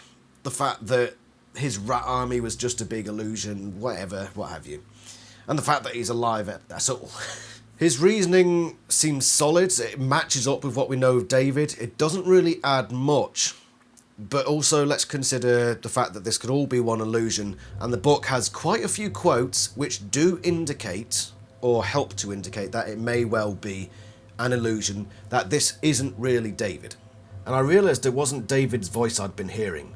Not David's voice that had manipulated me, that had cast its magic over me. It was another voice entirely. I shot a look at the clock. What? I panicked. What happened? Where had the time gone? What had David done to me? And then there was a low humming sound, very faint but audible. And again the dark cavernous space was lit with an eerie red glow. Only now the light source was visible. The light source was the large red eye. Which means that what happened outside the barn couldn't have happened, I went on, my brain whirring. And what you said happened on the island, your building a loyal following, couldn't have happened. Which means that this right now can't be happening either. I looked over at Cassie. She was smiling. And then Cassie wasn't Cassie. She had become a creature we had encountered before. The Drode. I mean, this whole thing is an illusion. David's story. Rats can't be led like an army. Which means that David cannot be here. He is an illusion. I can free you, Rachel. I can free you from the cube. I can free you from David. I can free you from the morph. But first, you must free yourself from yourself. You see, Rachel, it said, this isn't a nightmare or a bad dream.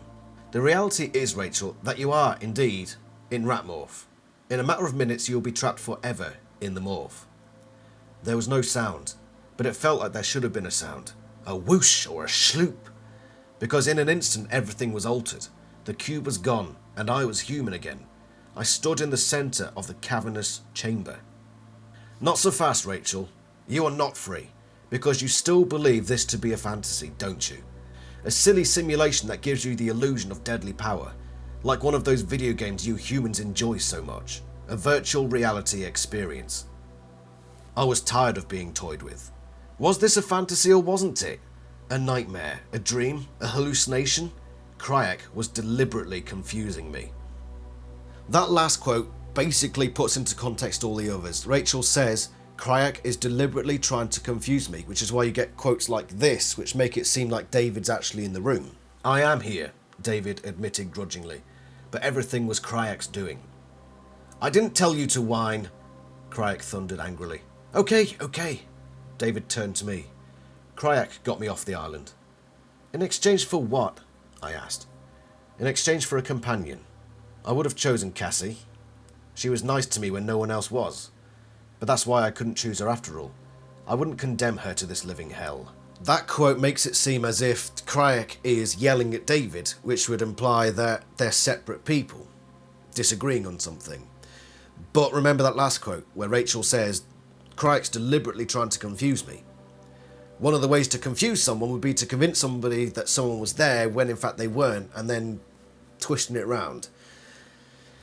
Also, you have that little bit earlier where Cassie is there, but Rachel looks back at her and Cassie is smiling and suddenly turns into the Drode, which means that the Drode is impersonating actual people. Is the Drode impersonating David in this book? Here's the evidence for that.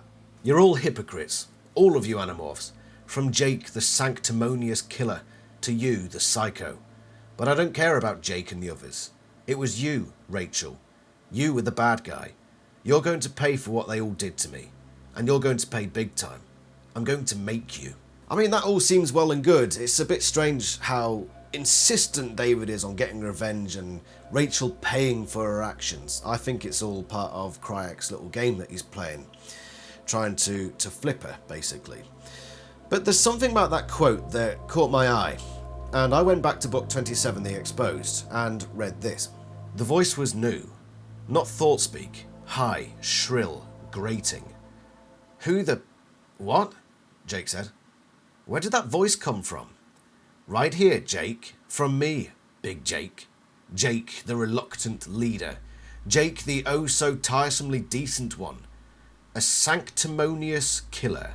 My least favourite kind. The puppet master, I said. The guy behind all this. Drode refers to Jake as a sanctimonious killer. The exact same wording that David used in The Return. All the while Drode is impersonating people Rachel knows. Very strange. And there's other stuff in book 27 as well, The Exposed, that foreshadows what goes on in The Return. his specific wording is used again. And Rachel, my very favourite Animorph. Rachel, do you feel the adrenaline rush of murderous desire? Do you feel the urge to reach out and destroy me? Of course you do. You and I have that in common. Has the urge to reach out and destroy the Drode. She actually does that in the return when she's Super Rachel. He's running away and she reaches out and destroys him temporarily. Because, you know, it's the Drode. He talks about her being the favourite, which is sort of mirrored with David in the return, where she's the most disliked, which is a strange mirroring of the situation.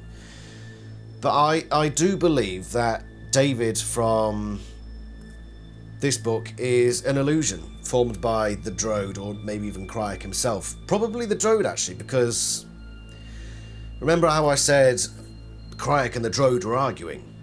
Crayak and David were arguing, Freudian slip, saying, shut up, I didn't ask you. Well, if it's the Drode who was saying something, then yeah, Crayak can have a pop at him.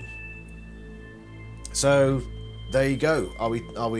Is it the Drode that's impersonating David throughout all of this? And this springs a very important question, and one that not many people would have probably considered. Was David the Drode all this time? Bit out there, I know, and you'd probably say, what's he on about now, this British twonk? What's he on about now? Someone ought to kick him in the shins until he starts saying normal things again. Did I ever say normal things? Consider this as my biggest piece of evidence. Whale killing? Me? The Drode said in mock horror. No. That big lump on the beach falls just over the line into self-awareness. And I never kill a self-aware creature. Your whale will survive. The rules, Axe said. You still must live within the rules that govern the Ellimist and Crayak. So the Drode follows the rules set by Ellimist and Crayak that he would not kill a sentient being. Who else has a self-imposed policy that they wouldn't kill a sentient being? I'm not a murderer, you know. I wouldn't kill a human. Now, a bird? A tiger? Sure. I stared back at the lion, the traitor, and I said, find a place to hide, because I'll make you a promise. I will kill you, David. He turned and walked away, laughing as he retreated. I'll kill you! I screamed. I'll kill you! I'll kill you! Marco was still alive, because Marco had been human. David had said it himself. He would never take a human life. He would only kill animals. A hawk, a tiger, a harrier. Not a human. Is this a crucial bit of evidence? The fact that David refuses to kill humans. Look at Marco, for example. He is being chased down by the Animorphs. He thinks he's killed Tobias. He doesn't kill Marco, even though he has the perfect opportunity to. He doesn't do it. He can't do it. He killed who he thought was Tobias, but firstly, it wasn't actually a sentient being, it was an actual hawk. Secondly, Jake set the rule, or Tobias actually set that rule. He said that. I'm a bird, I can't steal. So he's saying, I'm a bird. He's not human, he's a bird. Then you might say to me, Adam, haha, but Sadler, what did we establish earlier? His heart had stopped. Sadler was technically dead already. So no, David had not killed anyone. He never got into any fights with any Yerks, apart from Vista 3, but he didn't kill Vista 3, even though he was a lion, and Vista 3 was right there. Then again, Jake failed to kill Vista 3 when he was on him as well. Right, that's just bad author stuff, okay? The authors didn't know enough about tigers and lions. That bang, grab, gone, basically. Or at least on the path to going out. So, yeah, David doesn't kill anybody. He doesn't kill any beings that are sentient. He doesn't. Not that I remember. If there is somebody, and I'm completely forgetting, like a complete twazzock, bring your evidence to court. Bring it into courtroom. And this is where we see Rachel, once again, having come in with a complete misconception of David, because we've talked about that before, and this is the most solid example of it. I knew David. He'd let Cassie die if I didn't morph. But if I did morph, would he really allow her to live? Rachel is under the impression in the return that David is just gonna kill Cassie or let her die, which we've established is not something he would do. He let Margot live, for example. He's got this rule that he set himself that he never properly broke, that he wouldn't kill a human. So why Rachel has still got this misconception. Once again, it's that idea of, he's the bad guy now, so apply every malicious intent to him possible. She's a victim of that way of thinking. Of course, then we get the bit at the end where Rachel's version on, do I kill him, do I not? And again, I think that's probably just part of an illusion. I think at this point David died. I think he died long ago. I think this is a Kryak/Drode illusion. I seriously do. So essentially, from the return, all we get is a few contextual bits of evidence. Nothing really that substantial, so apart from that, return is largely white from... Is it white from the record? Is that the way they phrase it? I don't know. Stricken from the... It's not admissible in court. You can't put it into the old evidence locker, you know. The only thing that we really get from the return is that question of, hold on a minute, is there more to David than we've actually been seeing? So, that's those 4 books covered. So surely now we are at the end of this courtroom drama. And so it's time to set the jury to the task. We've gathered all the available data that seems relevant to this case. The big question is, and I remind everybody, the big question is, was David always destined to be a bad guy, the Animorphs antagonist? If there's unsubstantial evidence, if it's not solid, then he's got to be found not guilty. And in being found not guilty, we imply that there's a chance he could have been swayed from the dark side. That he could maybe have just gone on his own and just done his own thing. You know, maybe have been a petty thief somewhere, but he wasn't actually an evil guy. If he is voted guilty, then he was basically guaranteed to be evil from the start. As soon as they met him, as soon as he came into the situation, no matter what they did, he would turn out to be a bad guy relative to the Animorphs. Wait a minute. I'm getting something in my earpiece here. We have one more witness. Bring to the stand David. And this witness now could change absolutely everything. It could flip this entire trial on its head. What are we talking about? We're talking about this book, Animorphs 2. Once again, you're saying, Adam, your shins need bothering again because you're talking complete balderdash. Or I tell you, good sir, codswallop, this thing is freaking weird, man. Now, David is never mentioned by name in this book here. Never mentioned by name.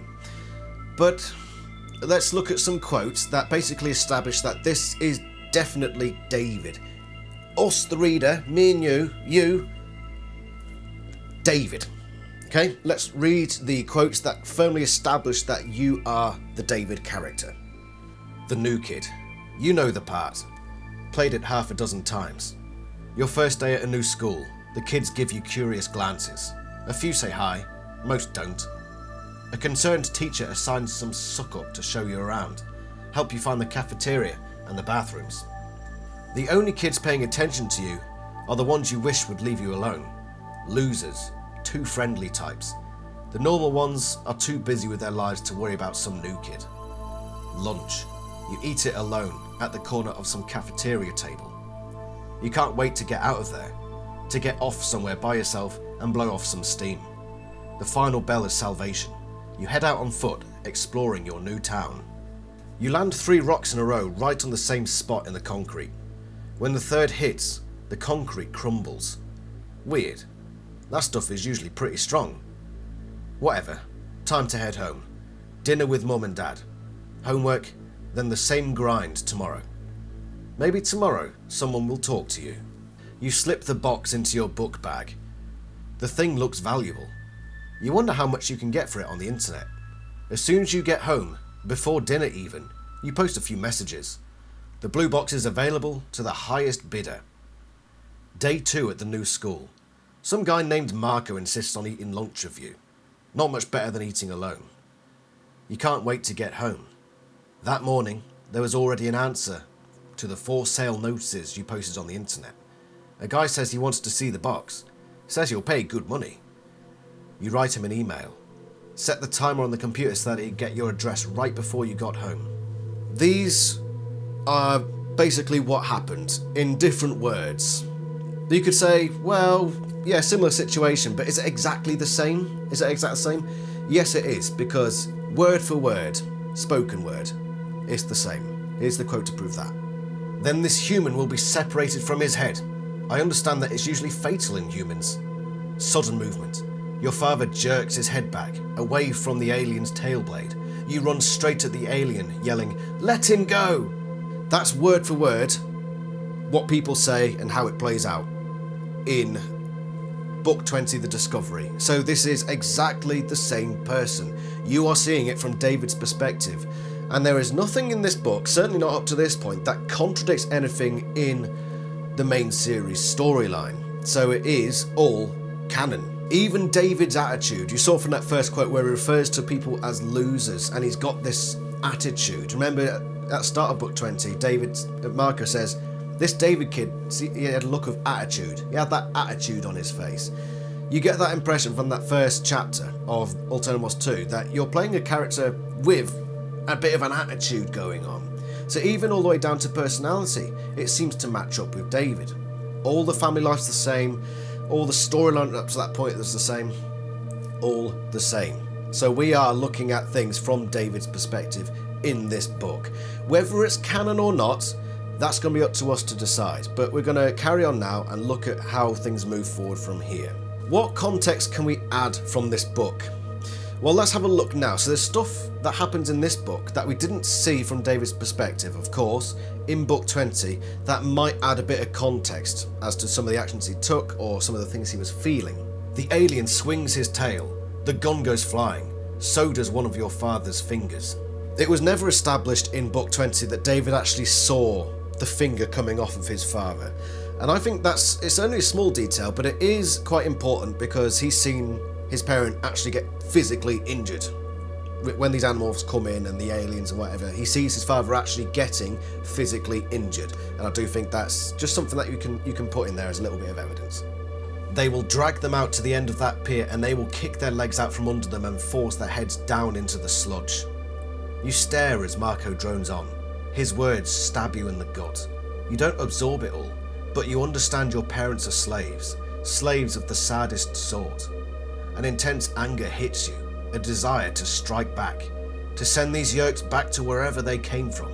You want to save your parents. You have to. Once again, the spoken words add up pretty much perfectly. And how does this compare to how Marco saw this exchange? So here, David says Marco just ended up droning on. And David just stared as Marco's saying this to him. And he's thinking about his parents, how he has to save his parents. How did Marco see this exchange in Book 20, The Discovery? Throughout all this, David had just stared at me. But slowly, without me noticing at first, tears had begun to well up in his eyes. And now I jerked myself away. Once again, it matches up, it makes sense. So we're getting this exchange from two different points of view. We're getting it from Marco's, who is laying into David, for no reason really. And he notices that David just stared at him and eventually tears start to roll down his face. We see it from David's perspective, and he says that Marco's droning on. And David just, rather than listen to what David's saying, he's just thinking about his parents, which would explain why he then starts to see the tears. So that all lines up. It also goes against the idea of Cassie saying he just doesn't seem to care much about his parents. I don't know. Because I'm an expert in how people react in traumatic situations. Yeah, fuck off, Cassie. This is where we divert. Okay, so up to this point, Animorphs 2 and the Discovery line up pretty much perfectly. Okay? But it's the Discovery from David's perspective. This is why Ultramorphs 2 is such a fascinating book in my opinion. Ultramorphs 1, it's a throwaway. This one, there's a lot more to it, and it's for this reason, and further reasons coming up. So let's look at a few quotes now that establish that the timeline is changing from what it was in the Discovery. They debate using the blue box to make an army of Animorphs. You try to follow, but it's like when your parents talk about politics or discuss the stock market. You don't really know enough to have an opinion, and nobody asks what you think. You feel left out. The 6 of them, they're obviously a tight group. You suddenly hope the others use the blue box again and again. Then you won't be the only outsider. They give you a few hours to think about it. You take a walk in the woods behind Cassie's farm. You try to think, but your mind refuses to track. Your jaw hurts, your back aches. You keep thinking about your parents. Unreal. Your whole world's shattered, ruined. You feel hopeless as you head back to the barn. The others are waiting for you. I'm ready, you say. Someone produces the box, your box, the box that destroyed your life. They toss it to the alien. Amazing. You feel strength flowing through your legs, your back, more power than you have ever known. You run until your coat is sleek with sweat and rain, until your slender legs tremble with exhaustion. Your anger over your parents gives you an intense adrenaline rush. A few things to note here. Firstly, that little bit at the end there. Your anger brings you an intense adrenaline rush while he's in his first morph, which in this book, this timeline, is actually a horse, not a golden eagle. But it causes him to run around madly, just do whatever, let the horse take over. What happens in book 20? He ends up attacking a crow in what appears to be a mad adrenaline rush. Possibly. David's on the stand sat now saying, it was fueled by my anger, my parents had just been freaking taken. So that could go some way to explaining that, which adds to that. He talks about the damage that the blue box did to him, how it's now being used to give him that power. But it does seem to be different in that he isn't forced to choose a certain morph, he just sort of goes to a horse. What's different about this one is they give him that ability right there and then in the barn, as opposed to taking him out into the woods with 2 birds in cages. That's where the timeline shifted here. He went out, thought about it, and came back in. So that's where we differ from this point onwards. Then things get really weird. So he's thinking about all this stuff. He's got the power to morph now. He's already had those seeds planted of, these animals are all a tight-knit group. They're a bit of a clique and I don't fit in. Strange how you feel that in Ultramorphs 2. It's exactly how David felt in the original run of books, by the way. Just adding that in there. That goes from the evidence drawer. Then the Ellimist comes in, which obviously doesn't happen in book 20. The raccoon lumbers to you and puts one black and white paw on your knee. He looks into your eyes and says, I am the Ellimist. Did you stop everything? You ask. Yes. How? You ask. From your perspective, I am an all-powerful being. Human perspective, however, is extremely limited.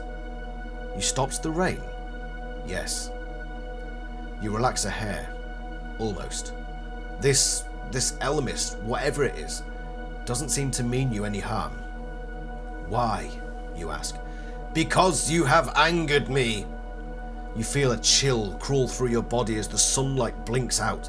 You're in total darkness, floating in a featureless void, no up, no down, and the Ellimist's voice comes from everywhere at once, and from nowhere. I'm sorry, you stutter. What did I do?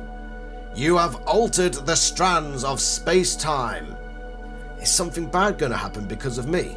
You ask. That depends. Depends? Depends on what?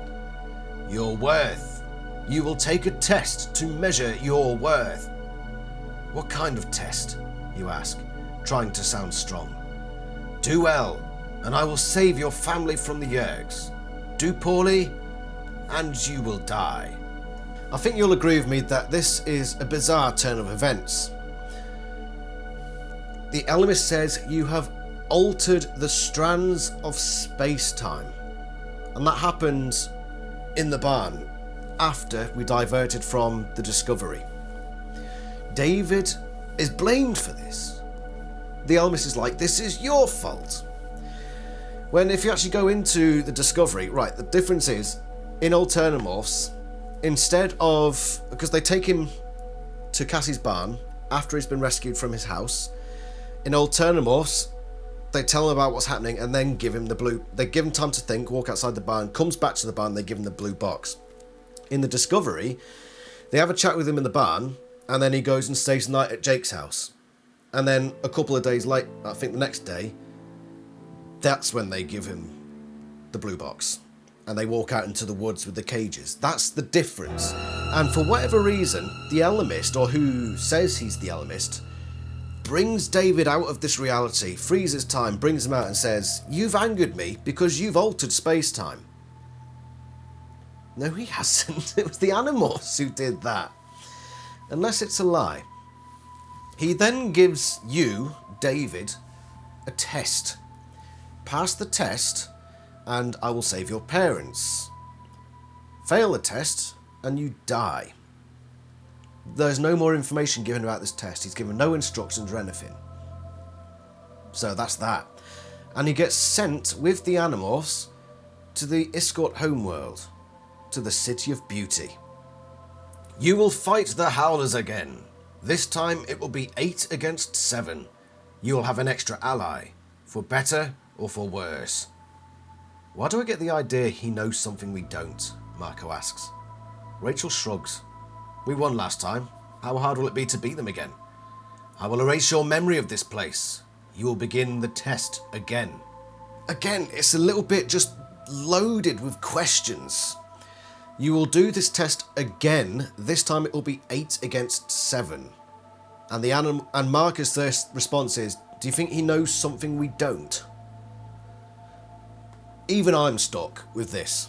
I don't know quite how this interaction is the way it is. And then Ellimist says, I'll erase your memory. You'll take the test again. So, were the Animorphs being tested already? Or is David taking the test again? We'll get back to that. Quite a few things happen in the City of Beauty. Here's another bit of evidence. I mean, I've given you plenty enough, but let's talk about the crow incident again in book 20, where David says, I couldn't control a morph. Here's a quote from him, having, in Old Animorphs 2, for the first time, morphed the bird, saying it overwhelms him. But you've never been a bird before. You're overwhelmed by your freedom to move in 3 dimensions, by the eyesight that makes each puffy orange Iskort tree a composition of 1,000 details. Just another one there to put in that little evidence box for that particular point. What happens in the City of Beauty? Well, they get into the usual tussle with the Howlers, and Cassie is killed. Cassie is killed when she and you/David are trying to escape from a group of Howlers. It's no fault of your own. Obviously, you didn't intend for Cassie to die, basically. It wasn't your doing. You didn't plan it. You didn't set it in motion. Cassie was near you when she died, in the same vicinity as you. So she's dead. And then David, you, gets the blame. Tobias leaves. As soon as he is gone, Rachel turns to you, her eyes shining with grief and worry. Her intensity frightens you. This is all your fault, she says quietly. Marco is already demorphed and watches her silently from a few feet away. Rachel, Axe says, we are all sad. Blaming one another will not help. Rachel's eyes are locked onto yours, blazing with anger. My fault? You ask meekly. You got Cassie killed, she says. Rachel, Marco tries. But Rachel doesn't back off. She's right up in your face. I want you to promise me something, she says. What? You ask. That you'll stay out of the way from now on, Rachel says. I don't want you getting anyone else killed. This is the point where Old Animorphs 2 gives you a choice. You can either do as Rachel says, or not. So let's go with the dead end option first. Is it a dead end? Yeah, okay. More on that. Where you disobey. You're beginning to panic. Have the Howlers captured you? No, that can't be right. Howlers don't take prisoners. Howlers attack. They're not about stealth. Then you remember Axe's voice. Axe telling you to morph fly. You're a prisoner, but not of the Howlers. You're a prisoner of the Animorphs. Why are you doing this to me? You ask. Silence. And then Rachel's voice. You're a risk. We have to get rid of you before you get anyone else killed. It takes 2 hours for you to become a Nothlit, a person trapped in Morph. 2 hours of horror. You spend it crying, threatening, pleading. You know when the 2 hours are up because someone lifts the glass and sets you free. So if you choose that option, the Animorphs take you prisoner on the City of Beauty and turn you into a fly Nothlit. Why? Because Rachel accused you of getting Cassie killed, even though that's not true. And even though when Rachel is accusing, Axe and Marco are telling Rachel to stop with the accusations, that it wasn't your fault. Then again, this, in spite of that, when you don't do as Rachel says, they all turn on you. They all take part in your trapping as a Nothlit.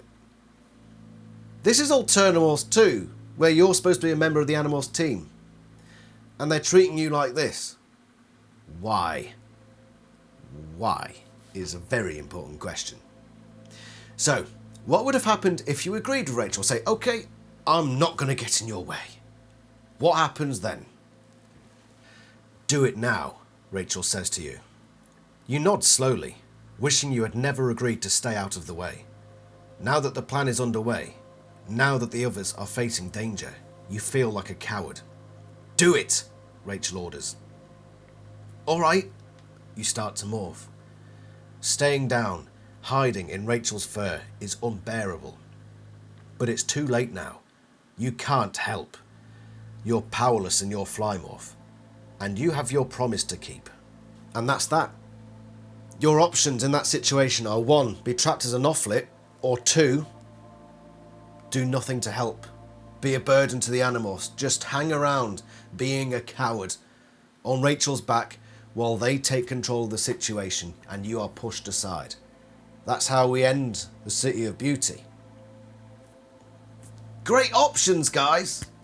This is what happens when after you choose that particular option. After you choose the option of just letting the Animorphs take over and hiding on Rachel's back as a fly while all this goes on. This is what happens. You spin around and couch your companions. Marco, Axe, Jake, Rachel, Tobias.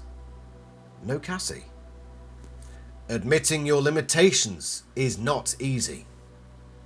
The booming voice easily fills the canyon of skyscrapers. No joke, you grumble. You have passed the test. Thanks. But the cost was high.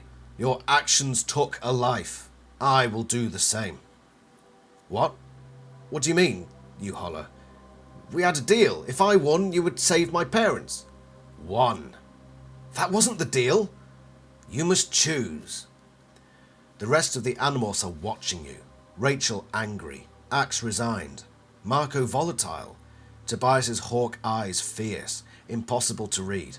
And Jake imploring, haunted.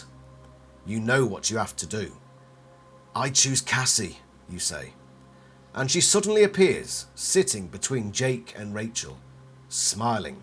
Hey, she says, I love ticker tape parades. Nice choice. Very nice choice. After you've chosen to hide on Rachel's back, you're taken and you put into a car with the other Animorphs in this little closed space with the Animorphs around you, and I do think that's important with these celebrations going on in the background. So what happens then? The Ellimist, or who says he's the Ellimist, says, okay, so now you can choose to save one of your parents or Cassie. And as David, or you, correctly point out that that's not the deal. That's not really the deal. Because the deal was, if you pass the test, then your parents will live. I will save your parents. So yes, the deal is reneged for whatever reason. And now the deal is either save Cassie's life or save your parents' life. We know that David or yourself are very intent on saving your parents. So why do you/David, I'm just going to say David from now on, I hope you understand. Why does David save Cassie?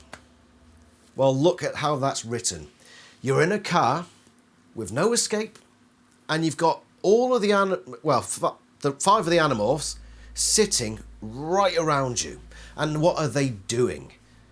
They're looking at you. Why would they be looking at you? They're in this ticker tape parade, and suddenly they're all sat there like this watching the parade, and suddenly they're giving it this. Like, actually this. Because it says, Rachel is angry. Axe is resigned. And Jake is imploring. Haunted. Then you're sitting in this car in this tight space, right? So, freaking... Right. I'm Jake now. You're David.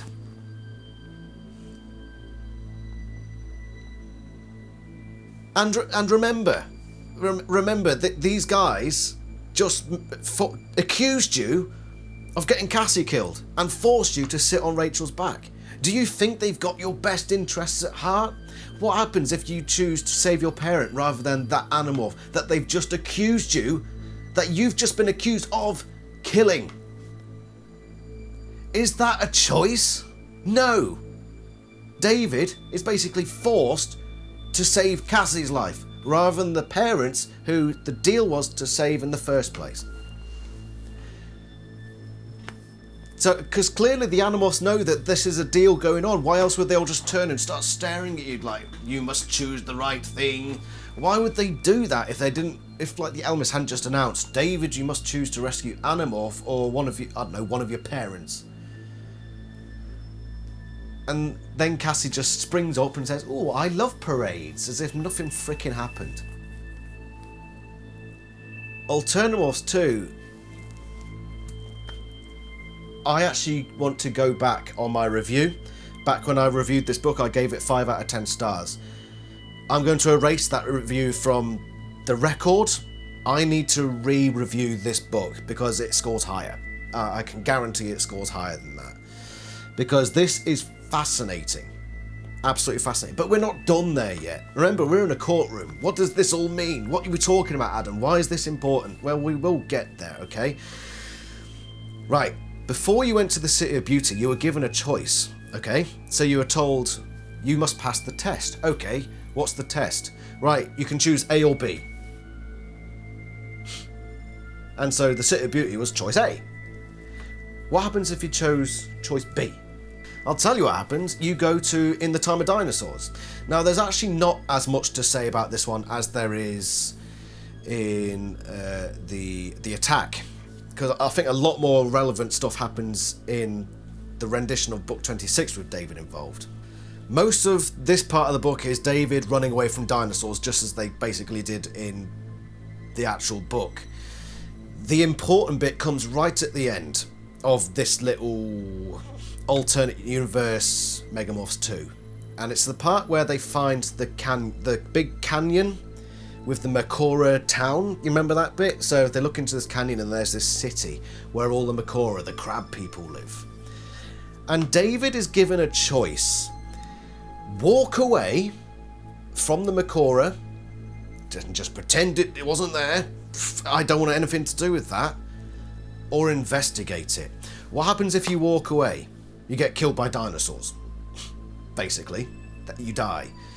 So then you get sent back, and your only other option is to investigate it. And this is what happens. We've got to get down there somehow, you say. Investigate. Maybe whoever built that city can help us figure out a way home.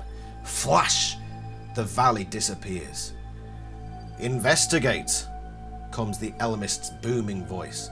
Find a way. These are things humans do well. Images flash by, blurring into one another. Airplanes, elevators, skyscrapers, cars, computers, plastics, drugs, medicines, TVs, lasers, robots, vaccines, satellites. The screen goes dark. The theatre lights come up. You have passed the test.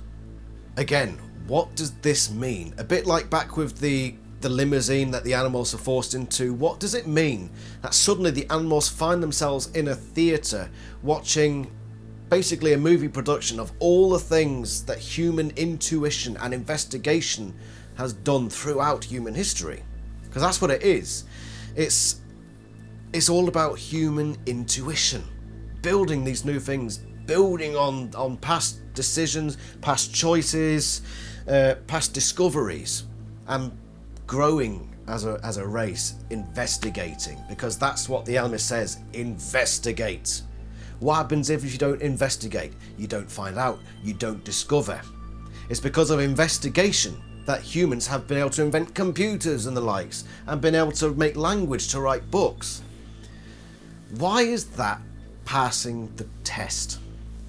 Why is that relevant to this case? I'll tell you why, and it becomes apparent in the next scene. So what happens after the Ellimist has played them this film and says, you have passed the test. Investigate, investigate. You have passed the test.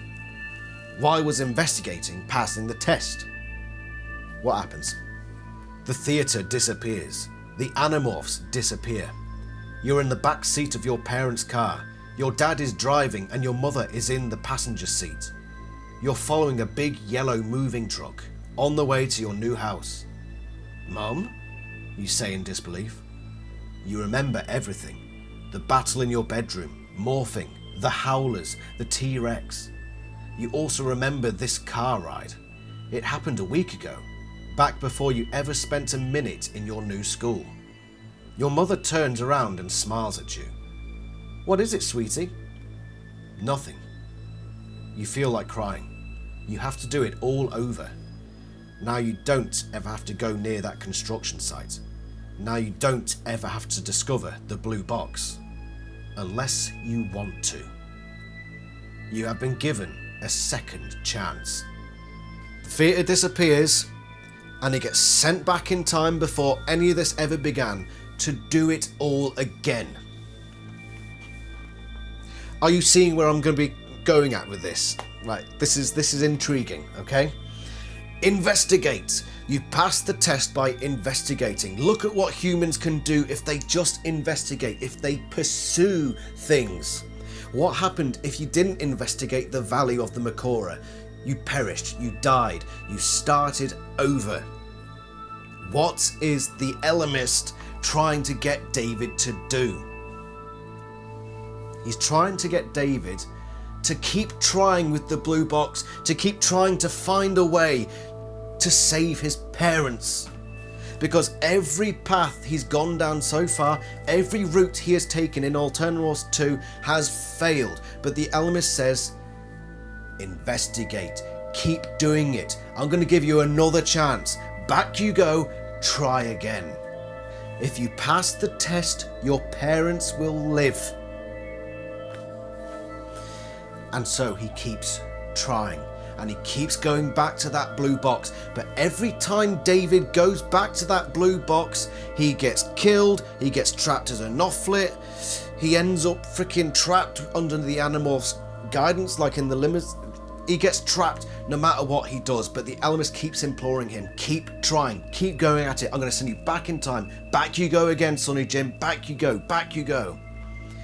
Why do you think when we go to the City of Beauty for the first time, the Ellimist says, your memory of this will be erased. You may take the test again. Why do you also think, in that last bit there, when you're in the parents' car and you're talking about the things you remember, why do you remember the howlers?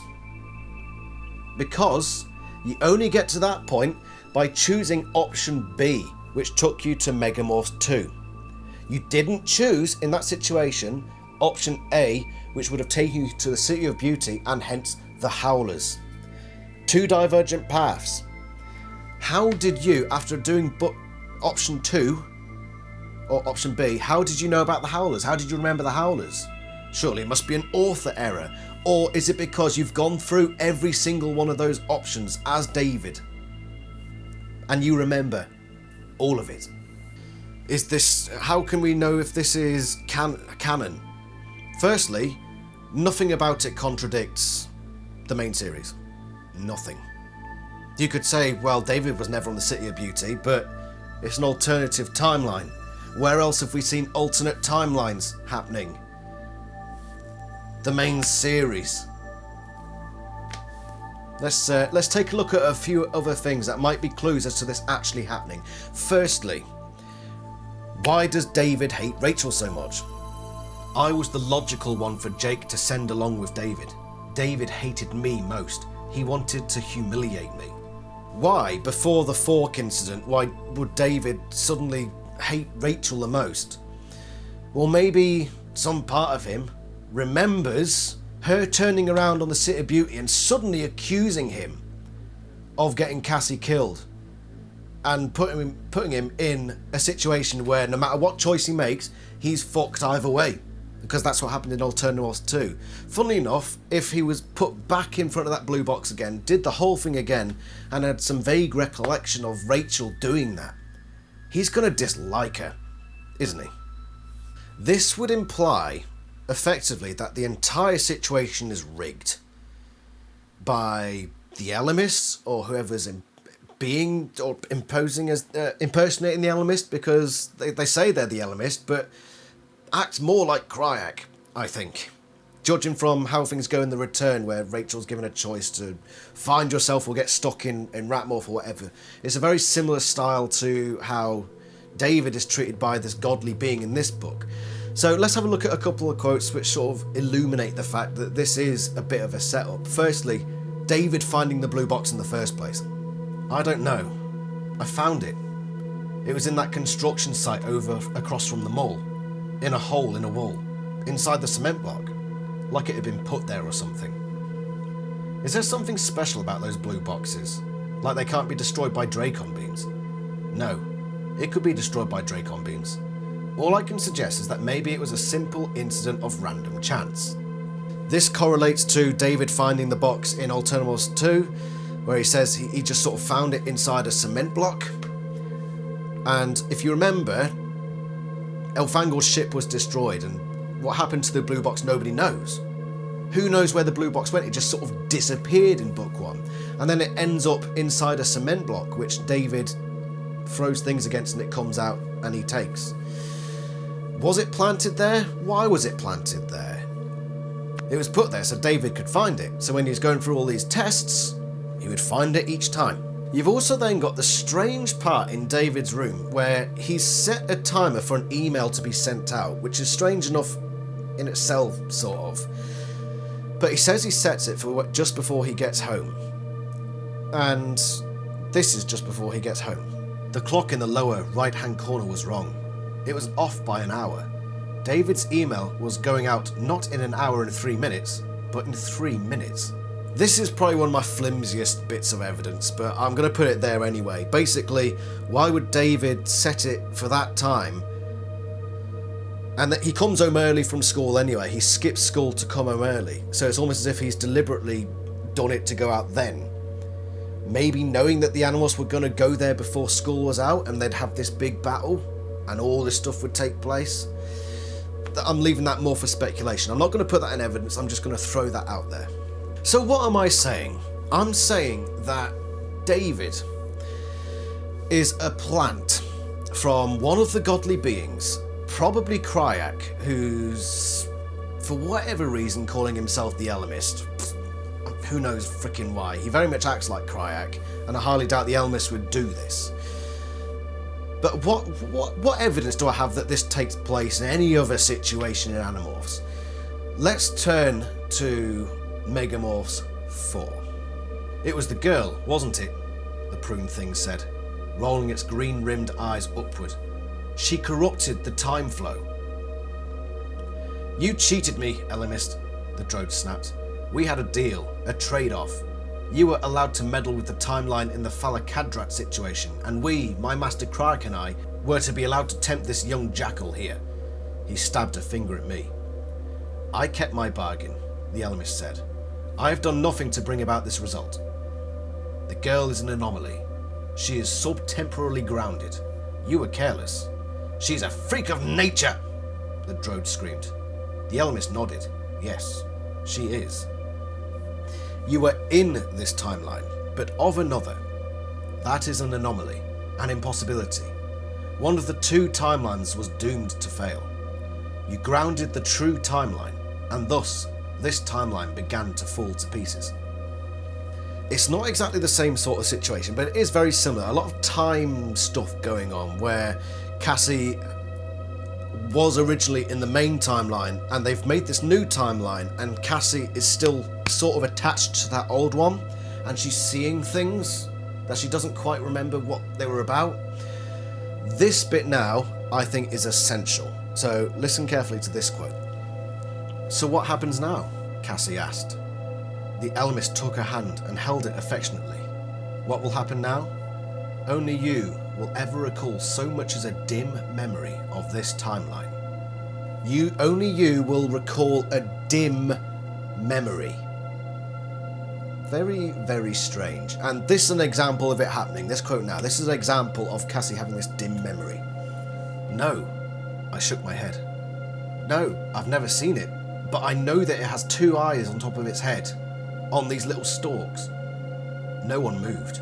The three of them just stared at me. And I'll tell you something else. He should be here. I pointed to a spot off to one side. My arm was goosebumped all the way down. He should be standing right there. But do they truly have the power to do this? To make David go through all these weird realities? These illusions? Well, Cryak certainly seems to think so. There are many masters of illusion in the universe, Rachel.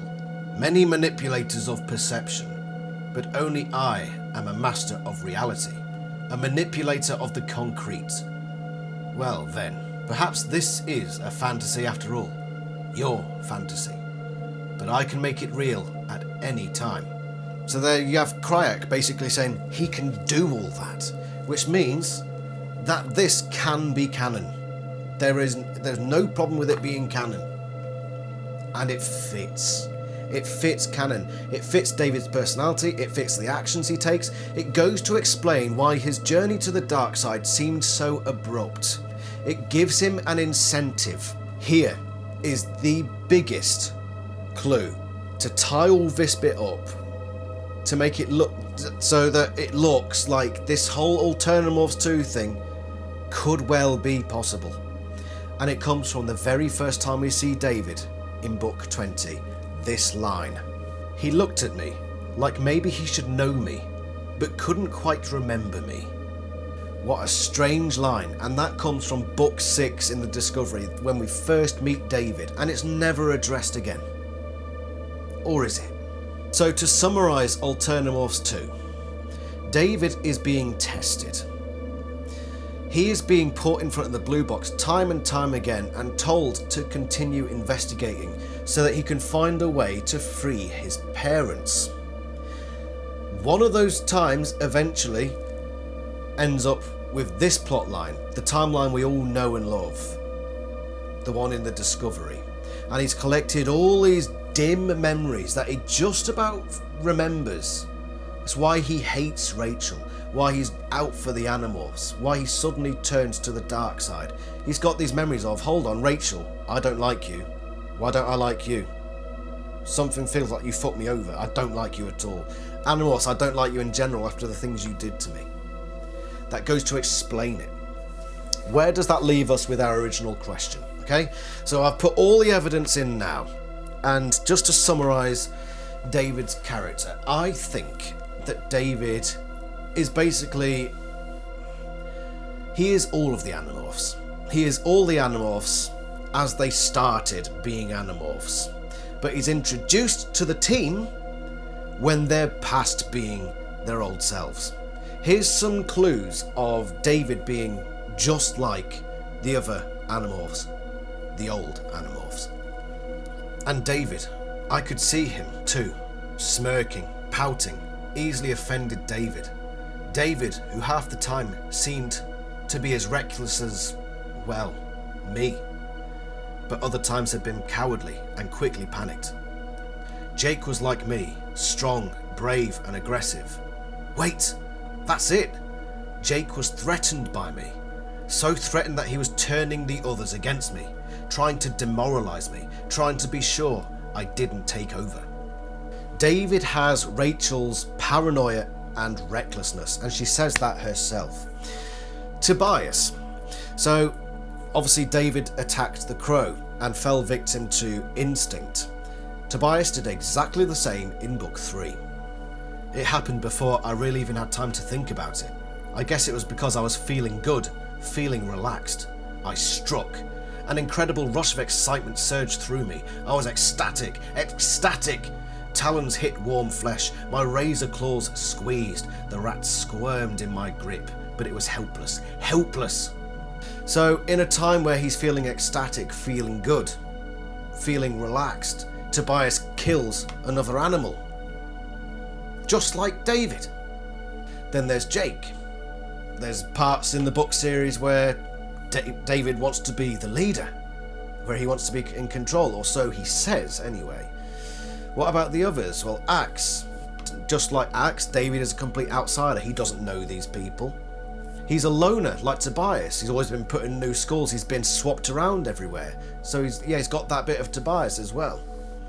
What does he have in common with Marco? Well, Marco from the old books is a bit different from the Marco we know and love by the end of the series, because Marco didn't care about strangers.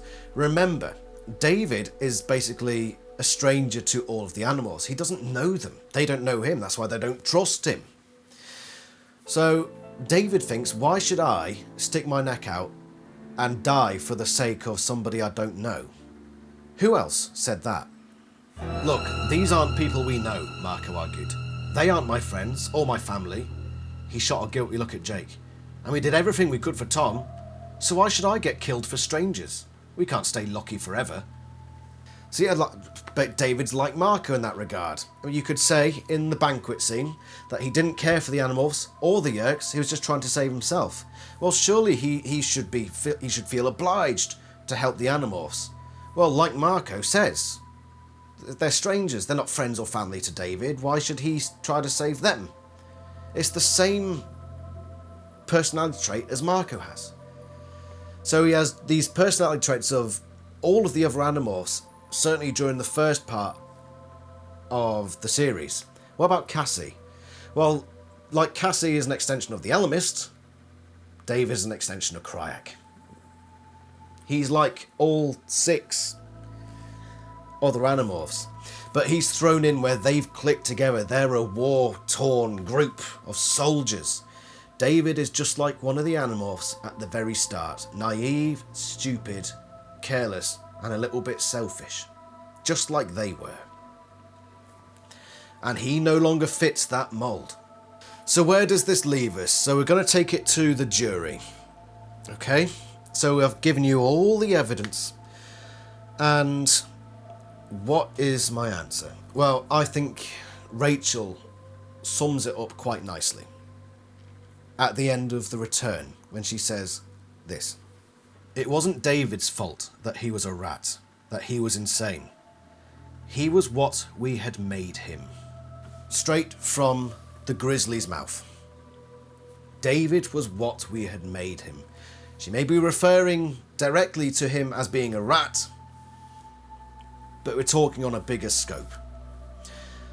That is, unless we accept the Animorphs 2 is canon timeline, in which case it's quite clear that whatever godly apparition is messing with David has a plan in mind. And it is his destiny to be the foil for the Animorphs. That's what's being set up in Animorphs 2. So what essentially we're saying here is the question depends entirely on whether you think this is canon or not. Was David a bad dude? He was a troublemaker. He's probably, if he was British, he'd probably be a chav, if you know what I mean by a chav. He's just, he's very rough around the edges, probably does a bit of, well, troublemaking on the side, but ultimately, just a normal guy. I don't think he was a psychopath or a sociopath. At least not at first. He was made that way, and Rachel says that himself in the return. That if it weren't for the way that the Animorphs treated him, if it weren't for the way things turned out, because let's face it, what choices did the Animorphs have? Well, I'll tell you one choice they had. They had the fucking chi, right? Animorphs, you're freaking guilty of not fucking thinking, you divvies. Could this all have been avoided if they just handed David over to the chi? Probably. But what we have to come to terms with here is it David's destiny to be the bad guy? So I'm going to come to my own decision. I'm going to decide it over the next couple of minutes in my head and come back to you. And I want you to decide as well. Thank you very much for watching this video, by the way. It's a long one. It is a very long one, but it's taken me a long time to put together, and I wanted it to be thorough. Okay? And this comes down to you. Your perception of the Animorphs. You could turn around and say, I just think he's evil. Fine. Okay? Whatever. I'm putting ideas forward to you. It's going to be your decision to make. I'm just going to give my opinion. I like the idea of this being canon. I really do. And it fits. Because not only is it consistent with the themes of the whole time travel, Animorphs, sci-fi stuff, do you know where this book places amongst the series? It places between two very good books, I think. It takes place after Megamorphs 4 and before Book 41, The Familiar, which is a strange, godly being whose name we never find out, who speaks in all capitals, block capitals. So yeah, in book release chronological order, it takes place directly after Megamorphs 4, where we got those quotes about Cassie being a time interloper. And it comes directly before Book 41, where a strange, mysterious, godly apparition has been testing Jake. How has he been testing? He gives him the ultimate decision at the end of that book. Do you press the button, or do you save Cassie? Interesting choice. All was blackness when I heard the voice. A strange voice, old and young, male and female, echoing in my mind like distant thought speak. It was not the Ellimist. No, it was a voice I'd never heard. They have strangely segmented minds, conscious, unconscious, and an ability to reconcile both. They will bear more study, these humans. Jake recognised that the voice from this book is not the Ellimist. The voice tells David that he is the Ellimist. But David never interacts with the Ellimist in the same way that the Animorphs seem to interact with the Ellimist. So they wouldn't have heard the same voice, perhaps. Maybe it was the Ellimist in Animorphs 2, but maybe it wasn't. Let's face it, Kryak is very good at impersonating other people. He does it in the return. So that is the headcanon I'm going to go with. Because of its placement, released directly before that one, with the interesting choice voice at the end, and after Megamorphs Back to Before, where we learn about Cassie being some weird time traveller who's in multiple timelines and has dim memories of those other timelines. I sense some deliberate stuff going on here. This is David's perspective, and this is a prequel to the David trilogy. Move headphones. Animorphs 2 is a prequel to the David trilogy. There. That's headcanon for me now. You can disagree all you want, but it fits. It doesn't contradict. It matches what goes on in this book, in Megamorphs Back to Before, which happened either side of the release of Animorphs 2. It explains David's sudden turn to the dark side. It gives him that incentive. And that quote at the start of Book 6, The Discovery, where it says, David looked at me almost as if he should know me. Yes. That is canon, and because of that, bang bang goes the gavel. Guilty. David was always destined to be the bad guy. And it was the voice at the end of the familiar that did it. Whoever that may be. I'll let you be the jury for yourselves. You can come up with your own decisions, but this has been a wild ride, and I'm sure there have been a few moments in here where you've sort of done a double take and think, what? But I thought those things myself, but as I've got I would pass the Ellimist test. I've got an investigative mind, and I went through these and I matched it all up. That's why it's taken me so long to research this, but it all fits. The one part that doesn't seem to fit for me is David, if he is the Drode, isn't allowed to kill sentient beings. If Cassie is the same for the Ellimist, that she's part Ellimist, then she should also follow those rules and not be able to kill sentient beings. But we know that she does kill sentient beings. But that's a minor point regards the entire overarching story that I've put together here. This headcanon of mine, what I think has actually been put into play. Tell me what you think. If you disagree with me, please tell me why. And if you show me something that proves me wrong, I will gladly say that you've proved me wrong. Okay, so thank you very much for watching. It's been a long video. I'm going to let you get on with whatever you have to do now. And yeah, thank you so much for watching. I'm going to do more AniTheories. Let me know what AniTheories you want me to do. Hopefully there'll be some that take less research. But thank you very much for watching, and I shall see you next time. Ta-ra.